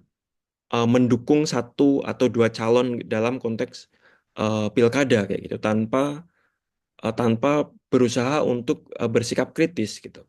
Kenapa? Karena menurut saya eh, ada berbagai bentuk keberpihakan yang ini kemudian tidak menjebak jurnalis hanya pada satu opsi harus memilih A atau harus memilih B. Tadi saya memang mencontohkan di beberapa negara itu medianya itu mengendorse kandidat politik tertentu. Tetapi yang menarik adalah dalam endorsement itu media selalu punya tuntutan dalam tanda kutip tuntutannya sendiri. Mereka akan memberikan dukungan misalnya kandidat A harus mendorong kebijakan yang progresif A, B, C gitu misalnya. Tetapi saya nggak tahu ya dalam konteks di Semarang atau di tempat-tempat lain eh, seperti apa dinamika antara teman-teman jurnalis dengan em, kandidat gitu. Tetapi menurut saya adalah sebisa mungkin bentuk keberpihakannya itu tidak muncul dalam ekspresi politik untuk eh, memilih, mendukung, tapi tanpa sikap kritis. Misalnya begini, apakah benar seorang kandidat akan berpihak kepada masyarakat, kepada publik gitu? Atau jangan-jangan kita sudah punya pengalaman di 2014 gitu ya. 2014 itu tadi saya mencontohkan banyak dan termasuk tadi yang saya contohkan covernya Tempo gitu ya. Dan banyak diakui juga teman-teman Tempo yang di 2014 mendukung Jokowi meskipun tidak secara eksplisit. Tapi ternyata apa yang kita lihat selama 10 tahun belakangan kan alih-alih membawa janji reformasi politik, reformasi sosial, tetapi yang ada adalah kemunduran demokrasi. Nah, sebenarnya belajar dari pengalaman itu, ketika teman-teman wartawan dalam momen politik seperti pilkada juga mesti bersikap skeptis. Apakah benar seorang kandidat menjanjikan sesuatu atau jangan-jangan janji ini hanya janji janji politik di era pemilu kan pasti kecap nomor satu gitu. Jadi ketika memaknai keberpihakan pada nilai menurut saya tentu harus dilihat di Semarang kira-kira atau di Jawa Tengah atau di tempat lain kira-kira nilai apa sih yang dimiliki oleh publik kalau memang memahami jurnalis sebagai bagian dari masyarakat sipil yang tadi disampaikan oleh Mbak Inaya gitu. Sehingga ketika identifikasi atas nilai itu sudah jelas, menurut saya adalah tanpa terjebak untuk memilih satu dua pasangan calon pun itu sudah cukup bisa dilakukan gitu, Mbak Nur ya. Jadi keberpihakannya pada nilai, tetapi pada nilai itu tidak diterjemahkan mendukung calon, tetapi diterjemahkan dengan misalnya eh, berpihak pada apa yang dibutuhkan oleh publik, apa yang dialami oleh publik, konflik-konflik apa yang misalnya tadi Bang Rian cerita banyak tentang apa yang terjadi dengan masyarakat di Flores, di Pecoleak dan seterusnya. Itu yang menurut saya perlu dilihat dalam konteks pilkada sehingga jangan sampai terjebak pada politik elit gitu. Jangan terjebak pada dinamika elit yang lagi-lagi membuat kita tidak belajar dari pengalaman-pengalaman di pemilu-pemilu yang sudah ada sebelumnya. Kukira itu Indri, semoga menjawab ya pertanyaannya Mbak Nur. Oke, terima kasih Mas Wisnu sudah cukup jelas ya. Jadi memang keberpihakannya pada nilai dan tidak harus menjebak pada dukungan terhadap salah satu calon gitu. Ada satu pertanyaan lagi, sepertinya ada pertanyaan lagi, sepertinya untuk Mas Wisnu dan Mbak Inaya. Yang pertama, saya bacakan, saya mengamati homeless media mulai bertumbuh di Indonesia, khususnya di Jabodetabek dan Pulau Jawa. Apakah homeless media ini dapat mengisi ruang di industri media sekarang? Lalu yang kedua, lanjutannya, bagaimana pandangan Mas Wisnu dan Mbak Inaya tentang media berlangganan atau paywall gateway? Dan apakah model media berbayar ini bisa menjaga independensi media alih-alih mengandalkan iklan programatik yang membuat jurnalis melakukan clickbait? Mungkin Mbak Inaya mau menjawab dulu. Oke, thank you. Saya jawab di chat juga em, tentang homeless media yang pertama ya. Mungkin yang sebelum jawab pertanyaannya Kak Hutomo, saya juga mau respon ke Kak Nur tadi. Mau apa? Saya setuju dengan Mas Wisnu dan ditambah sebetulnya keberpihakan atau ikut kampanye salah satu paslon itu perlu dibarengi dengan melihat di belakang paslon ini ada siapa. Kalau calon independen dia di belakangnya udah ada jurnalis sudah melakukan investigasi belum dia itu dekat dengan partai yang mana, udah ada proses negosiasi atau belum dan lainnya. Jika bisa bertahan di posisi independen dan jurnalisnya mawas dan memberikan disclaimer kepada para pembaca atau pengguna medianya bahwa posisi politik ini diambil dengan penuh pertimbangan, kita melakukan A, B, C, D, maka itu bagian dari social justice journalism bagi saya. Lalu yang pertanyaan tentang homeless media, istilah homeless itu menurut saya apa ya, ada bias terhadap ada bias pendapat bahwa media itu harus terinstitusionalisasi, harus punya proses produksi yang apa ya terlembagakan, yang hierarkis gitu. Kalau ngelihat perkembangan media abad 21 dan yang paling dibutuhkan dan dipercaya oleh pengguna media sosial sekarang, maka yang dicari justru media yang bisa ngasih informasi eh, yang punya cerita ya, punya story gitu, punya argumen, punya eh, masalah yang mau diangkat. Dan kalau ada engagement yang tinggi, maka itu berhubungan dengan pertanyaan kedua, gateway, crowdfunding, berbayar, sistem berbayar, donasi itu bisa jadi alternatif. Jadi nggak tergantung pada pasar, tapi dibangun dari rasa trust para pembaca, kepercayaan pembaca yang masuk ke dalam proses bisnis. Dan itu timbal balik hubungannya kalau kita tidak memberikan yang dibutuhkan oleh para pembaca, kita akan diprotes juga gitu. Kenapa kok artikel kayak gini dilolosin gitu? Lalu ada proses dialektika ya, ada proses perdebatan yang terjadi langsung antara tim redaksi editorial dengan para pembacanya. Jadi metode yang dipakai itu bukan metode pasar, tapi sebetulnya turunan dari tradisi BBC, tradisi publik di mana orang bayar iuran gitu untuk dapat apa yang saya butuhkan untuk pemberitaan. Kira-kira gitu jawabannya. Makasih, aku kembalikan ke Indri. Oke, makasih Mbak Inaya. Mas Wisnu mungkin mau merespon. Oke. Saya menambahkan sedikit ya dari tadi sebenarnya sudah disampaikan oleh Mbak Inaya tentang homeless media dan memang kalau kita bicara dalam konteks institusi media memang di Indonesia yang tadi saya sampaikan di presentasi tentang proses industrialisasi tadi kemudian yang dipahami sebagai media adalah media yang berbentuk institusi formal yang itu dilembagakan dalam konteks di Undang-Undang Pers itu tahun 40 tahun 99 yang dimaksud media yang eh, apa namanya sesuai undang-undang kan yang berbentuk perusahaan pers. Jadi spesifik berbentuk perusahaan pers. Tetapi kemudian dalam konteks pertumbuhan media-media baru, homeless media dan seterusnya, dia bisa menjadi ruang. Tetapi kita juga mesti melihat yang dimaksud homeless media ini sebenarnya seperti apa. Misalnya kan batas homeless media ini blur ya. Apakah dia hanya sebatas konten kreator? Apakah dia melakukan kerja-kerja jurnalistik? Atau seperti apa? Karena selama ini, kukira selama 10 tahun belakangan mungkin diskusi tentang siapa yang bisa masuk sebagai kategori jurnalis, kategori media kan juga berkembang gitu ya. Ada diskusi tentang citizen jurnalis misalnya. Tapi itu lagi-lagi ada di level mana kita ingin memasukkan homeless media, bahwa dia sebagai fenomena bisa mendorong ada munculnya media baru, iya, tetapi lagi-lagi kita mesti melihat lebih jauh lagi bagaimana dia bisa men-challenge, dia bisa mendorong apa namanya eh, kebaruan dalam konteks media baru itu. Kemudian dalam konteks iuran, berlangganan dan seterusnya, lagi-lagi setiap mendiskusikan isu tentang economic interest di media itu selalu diskusinya adalah seberapa sustain sih proses berlangganan itu gitu.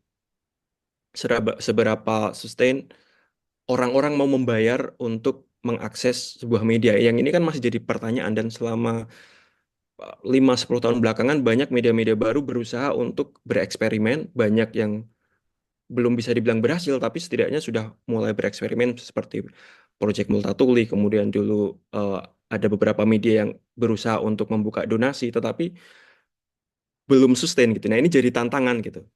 Sejauh apa kemudian, lagi-lagi ini tidak hanya PR untuk media ya, tetapi juga untuk publik. Karena lagi-lagi kalau kita ingin mendanai media, kita juga harus berangkat dari sejauh apa publik punya kebutuhan untuk mengakses informasi, sejauh apa publik punya mau bisa mendukung bersolidaritas terhadap media gitu.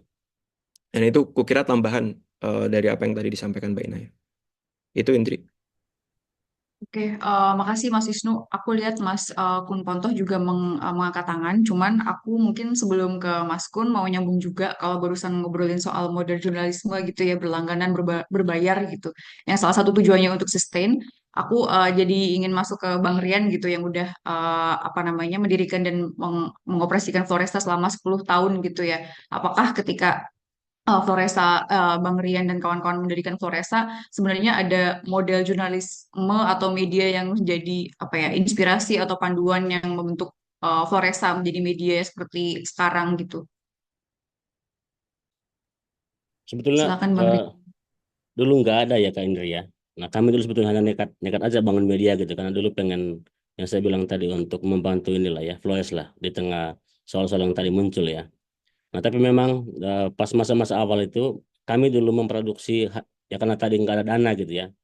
Kami dulu akhirnya itu urunan untuk membantu teman-teman di lapangan gitu ya. Nah teman-teman yang dulu di Jakarta gitu apa menyumbangkan duitnya sendiri untuk membantu yang di lapangan gitu. Tapi memang ini kan pola yang kami terpaksa gunakan gitu untuk menghidupi Floresa gitu ya. Tapi setelah kami dapat dukungan apa namanya sekarang gitu, kami kemudian bisa membuat banyak liputan gitu ya. Nah sekarang misalnya yang dukung kami itu selain lembaga-lembaga, tapi juga ada publik juga gitu.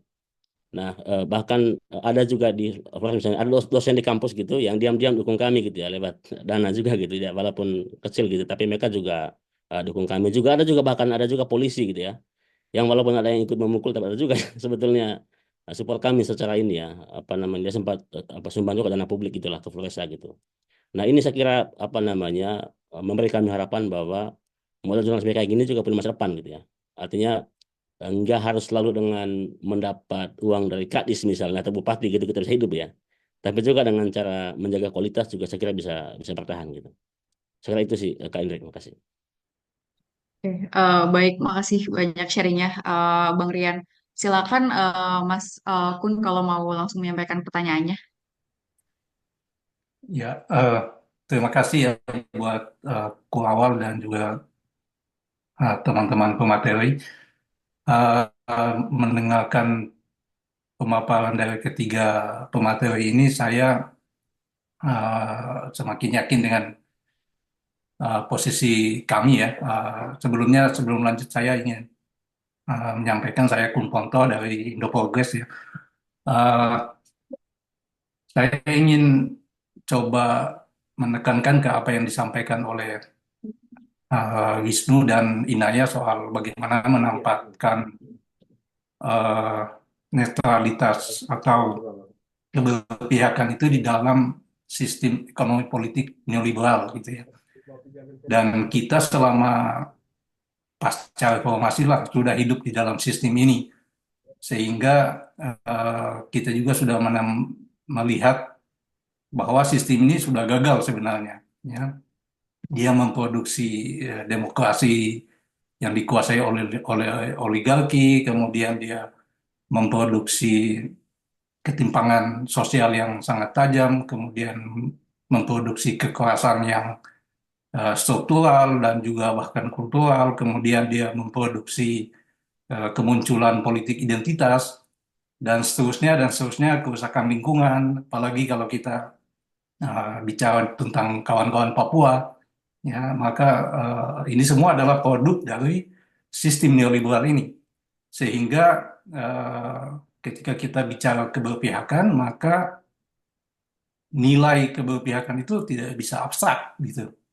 Keberpihakan itu artinya kita menolak sistem neoliberal ini karena dia yang memproduksi apa yang selama ini menjadi concern kita tentang adanya sebuah media yang berpihak pada kepentingan publik gitu.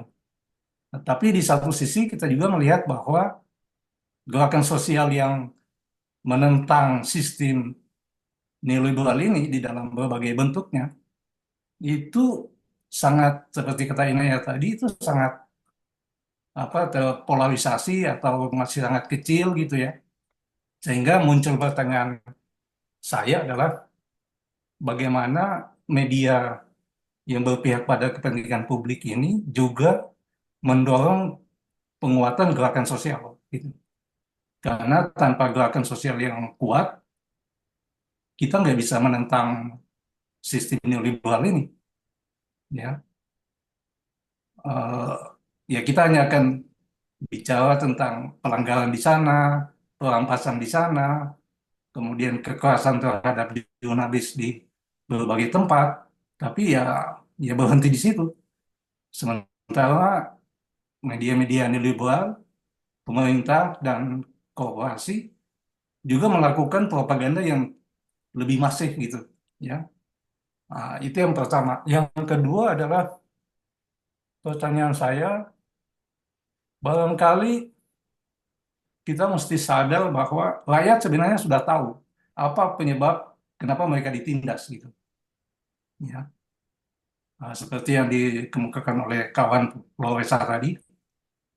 Tetapi atau gerakan sosial juga umumnya sudah tahu bahwa ya ini adalah karena akibat dari kebijakan neoliberal atau operasi pemerintahan neoliberal. Tetapi pertanyaannya adalah, terus alternatifnya apa? Kalau kalau rakyat sudah melawan, mahasiswa sudah melawan, jurnalis sudah melawan tentang ketidakadilan ini, artinya kan mereka tahu apa yang menjadi penyebabnya. Tetapi terus bagaimana melampaui itu? Apa alternatifnya? Nah, ketika kita bicara alternatif ini, gimana peran media? Apakah media juga harus mendorong supaya korban atau rakyat atau publik itu memiliki alternatif di luar sistem ini? Nah, ini concern saya atau dua pertanyaan saya kepada tiga kawan yang sudah memberikan presentasi yang sangat menarik malam ini. Terima kasih. Terima kasih, Mas Kun. Mungkin aku mulai dari Mbak Inaya ya, karena dalam presentasinya sebenarnya tadi Mbak Inaya juga sempat apa ya mengusung pentingnya bagi aliansi jangka panjang berbagai pihak, termasuk media, akademisi dan lainnya gitu. Tapi yang pertama harus mulai dari mana sama tadi sih mungkin dilanjutkan dengan pertanyaannya Mas Kun tentang mungkin konkretnya gitu. Bagaimana media bisa mendorong gerakan sosial dan alternatifnya apa untuk kayak warga. Silakan Mbak Inaya bisa diteruskan dengan teman lain. Terima kasih, Kun, pertanyaannya. Em, Semoga sehat juga ya, udah lama nggak ketemu. Em, yang pertama tentang gerakan sosial. Gerakan sosial lalu gimana peran media di dalamnya. Em, Tanpa harus panjang tentang apa itu gerakan sosial, di dalamnya juga ada masalah politik identitas, di dalamnya juga ada masalah no social movement itu seperti apa. Saya mulai dari yang saya setuju dengan Kun tadi. Ada ketimpangan-ketimpangan tajam dan em, hijacking demokrasi oleh kelompok oligarki yang lahirnya itu dari konteks sejarah neoliberal di seluruh dunia dan di Indonesia. Artinya, kalau kita kasih nama terhadap musuh bersama, yaitu ada sistem ekonomi kapitalis yang eh, memberi keuntungan bagi segelintir orang at the expense of mayoritas orang. Narasi populisnya itu bisa keluar di We Are the 99, bisa selalu mempermasalahkan pemusatan kekayaan di 1%, bisa mempermasalahkan konglomerasi, bisa mempermasalahkan industri ekstraktif dan um, konsesi dan lainnya. Jadi musuh bersama itu yang abstrak juga bisa dioperasionalisasi dalam eh, identifikasi berita yang penting dan siapa yang diuntungkan. Saya ngutip eh, Bang Rian, siapa yang diuntungkan dari bisnis dan politik lokal dan kelompok mana yang dirugikan. Ini kan masalah keadilan sosial. Jadi dalam narasi keadilan sosial selalu ada operasionalisasi hal abstrak yang kita identifikasi sebagai sistem ekonomi yang nggak adil. Alternatifnya seperti apa? Saya sebagai orang yang pro-demokratis, pro-demokrasi, prosesnya juga saya pengen banget prosesnya demokratis karena kesengsaraan, disposesi itu dialami oleh orang-orang dengan cara yang sangat spesifik di dalam alam neoliberal, di mana individu itu eh, diminta untuk fend off for themselves atau menentukan arah masa depannya sendiri. Fragmentasi, individualisasi, otomatisasi, gig ekonomi itu semua kontribusi di masing-masing orang per orang itu mm, eh, harus semakin diminta untuk bertahan hidup secara satu persatu. Jadi yang tadi disebut oleh Mas Wisnu sebagai solidaritas, solidaritas itu sangat kontekstual, muncul sehari-harinya karena kita diindividualisasi oleh sistem ekonomi yang besok itu berubah lagi, lusanya berubah lagi, besoknya lagi berubah lagi. Dan semakin banyak suara yang masuk yang mempermasalahkan ketimpangan dengan cara yang khusus ke dalam ruang media menjadi semakin baik dengan um, solidaritas yang juga secara naratif semakin banyak orang yang bisa partisipasi. Jadi alternatifnya menurut saya adalah proses membangun narasi peran media dan narasi alternatifnya itu media yang memberi ruang lokal, lokalitas, gender, agama, ras, etnisitas yang spesifik dari 99% dengan mengutamakan kelas-kelas pekerja dan petani di dalam storytelling kita sebagai jurnalis maupun akademisi. Kira-kira gitu, susah banget pertanyaannya. Jadi saya sebenarnya curangnya ngasih powernya ke teman-teman untuk merefleksikan sama-sama siapa subjek politik yang perlu kita dahulukan dalam karya-karya dan kerja kita. Dan setelah itu aktor dan organisasi mana yang akan jadi sekutu kita dalam gerakan pro-demokrasi yang bermula dari praktik yang punya cita-cita ideal, tapi mulainya dari hari ini dan hal-hal yang sekecil mungkin, tapi punya target jangka panjang. Kira-kira itu dariku. Susah pertanyaannya. Jadi mungkin akan saya refleksikan lagi nanti-nantinya kalau ada acara serupa. Thank you. Oke, makasih Mbak Inaya. Mas Wisnu mau melanjutkan respon? Oke, Silakan. eh, saya juga menambahkan sedikit, guys. Saya setuju dengan Mbak Ina ya. Susah ini pertanyaannya, Mas Gun. Tapi kira-kira begini, menurut saya ketika kita berbicara peran media dalam konteks ketika kita sudah tahu ada krisis, ketika kita sudah tahu eh, apa penyebabnya dan apa yang harus dilakukan, menurut saya peran media dalam konteks ini adalah bagaimana dia bisa merawat imajinasi politik bahwa bahwa dunia alternatif atau bahwa dunia yang lain itu mungkin gitu. Itu yang karena ini lagi-lagi ketika kita berbicara tentang sistem yang eksploitatif, kita sedang menawarkan satu bentuk alternatif yang ini membutuhkan kerja-kerja jangka panjang dan menurut saya peran media di sana bagaimana dia bisa merawat imajinasi, bagaimana dia bisa mendorong dan ini sekaligus pertanyaan yang ada di chat tadi ya dari rumah baca aksara tadi ya. Bagaimana kemudian tadi saya kira Bang Rian sudah menyinggung bahwa ada kerja-kerja kolaborasi yang dibutuhkan, yang perlu dilakukan oleh media untuk berkolaborasi, berjejaring, bersolidaritas dengan berbagai elemen dalam masyarakat sipil.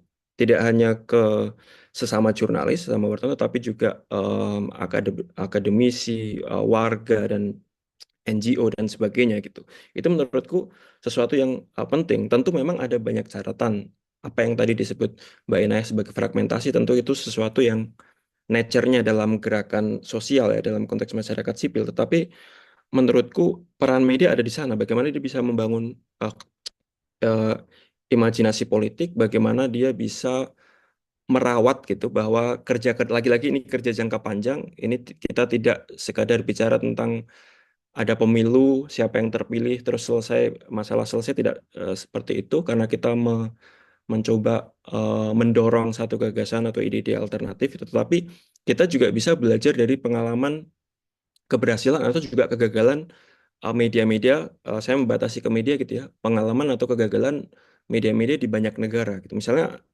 ketika berbicara gerakan sosial, satu media yang selalu saya rujuk adalah media yang berbasis di Jerman namanya TAS. TAS, TAZ. Dia media koperasi, anggota koperasinya lebih dari 20.000 orang, dan dia dimiliki wartawannya itu ada wartawan yang khusus, tapi juga banyak kontributornya adalah dosen, supir taksi, ada dokter. Dan menurut saya itu menarik gagasan itu. Dan media ini, TAS ini lahir pasca gerakan sosial di tahun 70-an di Jerman. Anggotanya ada feminis, aktivis gender, aktivis lingkungan, dan seterusnya. Kenapa? Karena dia dibangun oleh apa namanya berbagai elemen publik yang tadi dimaksud Mbak Ines sebagai cara-cara yang demokratis untuk mencapai tujuan yang demokratis tadi. Dan jadi penting untuk melibatkan banyak elemen. Nah, di Indonesia apakah eh, hal seperti ini bisa dilakukan atau tidak? Saya tentu optimis bilang bisa, tetapi prosesnya memang butuh jangka panjang. Tadi kan sempat disinggung ya Mbak Inaya bilang bahwa ya masyarakat sipil di Indonesia saat ini masih sedikit tercerai-berai sementara oligarki berkonsolidasi. Nah ini kan jadinya PR-nya berdouble gitu. Sesama teman-teman media, jurnalis juga dalam konteks netralitas dan keberpihakan saja tadi masih belum bersepakat gitu. Artinya PR-nya panjang, apalagi bicara media dan bicara media dalam konteks gerakan sipil. Jadi saya tidak menjawab secara ini ya, jawab Mas Kun, tetapi ikut menambah masalah gitu. Jadi PR-nya masih panjang. Apa yang bisa kita lakukan? Tapi tadi kata kunci tentang solidaritas dari Bang Rian tentang kolaborasi itu yang kukira perlu untuk dia harus utamakan sehingga imajinasi politik bahwa ada dunia yang lain yang mungkin itu tetap bisa dirawat. Kukira itu Mbak Indri, saya nggak tahu kayaknya nggak menjawab pertanyaan Mas Kun, tapi kira-kira itu ikut menambah masalah baru. Oke, kalau Pak Mas Wisnu cukup banyak apa namanya gagasan atau pengetahuan baru. Bang Rian mau menambahkan sebagai media yang juga mendukung gerakan sosial gitu, Ya, saya tambahkan dikit ya, Kak atau Indri ya. silakan. Ya, sebetulnya tadi yang apa ya dari Mas Kun yang bagian terakhir tadi ya. Eh, Sebetulnya kami sekarang di Floresa itu sedang berpikir tentang apa ya langkah baru gitu ya untuk bertahan gitu ya tanpa harus bergantung pada apa oligarki gitu ya. Tetapi juga di sisi lain punya peran pemberdayaan masyarakat gitu ya. Kami misalnya ya karena kami akan sangat sulit untuk hidup gitu ya dengan mengharapkan dari apa Pemda gitu atau dari apa namanya pengusaha gitu ya sehingga Floresa misalnya sedang merancang satu ide gitu untuk membuat usaha gitu yang sekaligus nanti melibatkan warga gitu ya. Nah, kami sedang merancang ini gitu sehingga kami sedang punya mimpi untuk nanti sustain gitu dengan usaha sendiri gitu ya. Tapi mungkin nggak akan usaha di bidang media gitu ya, tapi dengan usaha lain itu yang nanti akan menopang kerja-kerja kami gitu. Tapi sekaligus juga nanti akan melibatkan warga gitu. Nah, saya kasih sedikit gambaran gitu. Kami sedang merancang membuat satu kafe begitu di Labuan Bajo gitu ya. Tetapi nanti juga akan apa memasarkan produknya warga gitu ya. Warga-warga di Flores yang selama ini kami sudah punya jaringan gitu dengan mereka gitu ya.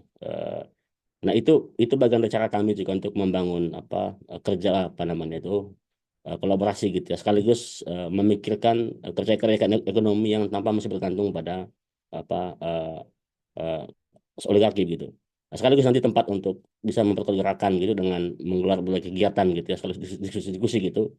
Karena sekarang ini di Lawan Bajo misalnya hampir nggak ada tempat-tempat ada ruang publik gitu ya, di mana kita bisa bahas buka tentang hal-hal atau soal-soal publik gitu. Nah, sehingga dengan cara begitu kami sekaligus sekali jalan gitu ya memperkuat apa namanya kelembagaan gitu, tetapi juga sekaligus memperkuat gerakan sosial di Flores gitu dengan cara begitu. Itu dari saya sih, Kak Indri. Makasih.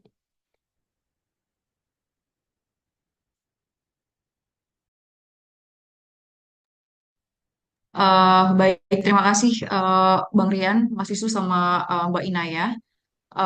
Mungkin eh, karena belum ada pertanyaan lagi, aku juga selaku Kurawal ingin menyampaikan, jadi Kurawal menginisiasi pertemuan media-media yang kami anggap apa ya konsisten bekerja untuk kepentingan publik.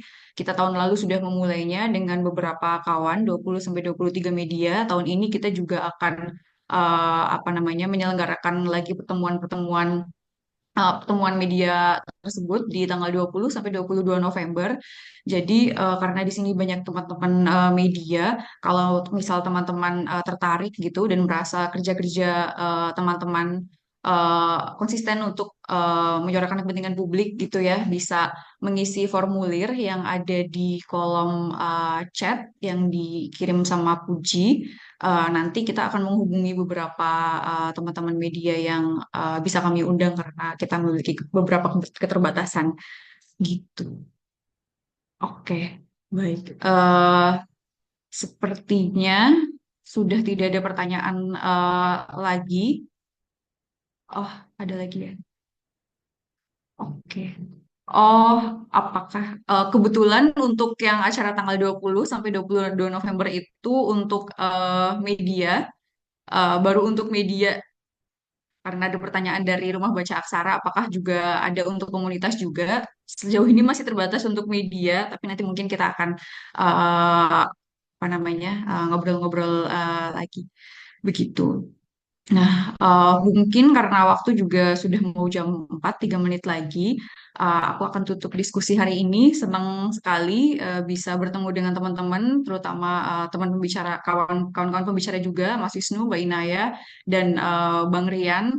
Cukup menarik gitu ya dari bagaimana tadi kayak Mas Wisnu mengajak kita untuk meninjau ulang konsep netralitas yang apa namanya yang sebenarnya pada praktiknya tidak mungkin terjadi gitu ya. Mbak Ainai juga memunculkan gagasan mengenai social justice journalism yang mana dari diskusi kita hari ini tadi aku mengutip Mas Kun juga menjadi apa ya membuat uh, kita gitu yakin dan menumbuhkan kepercayaan apa yang dilakukan oleh teman-teman media seperti Floresa, Indo Progress, banyak teman-teman media di sini memang penting dan layak untuk diperjuangkan.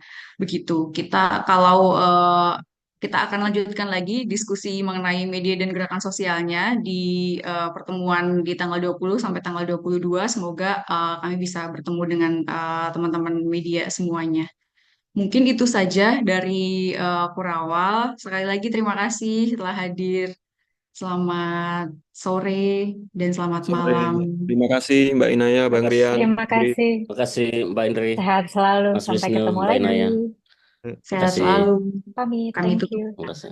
Ya, sudah.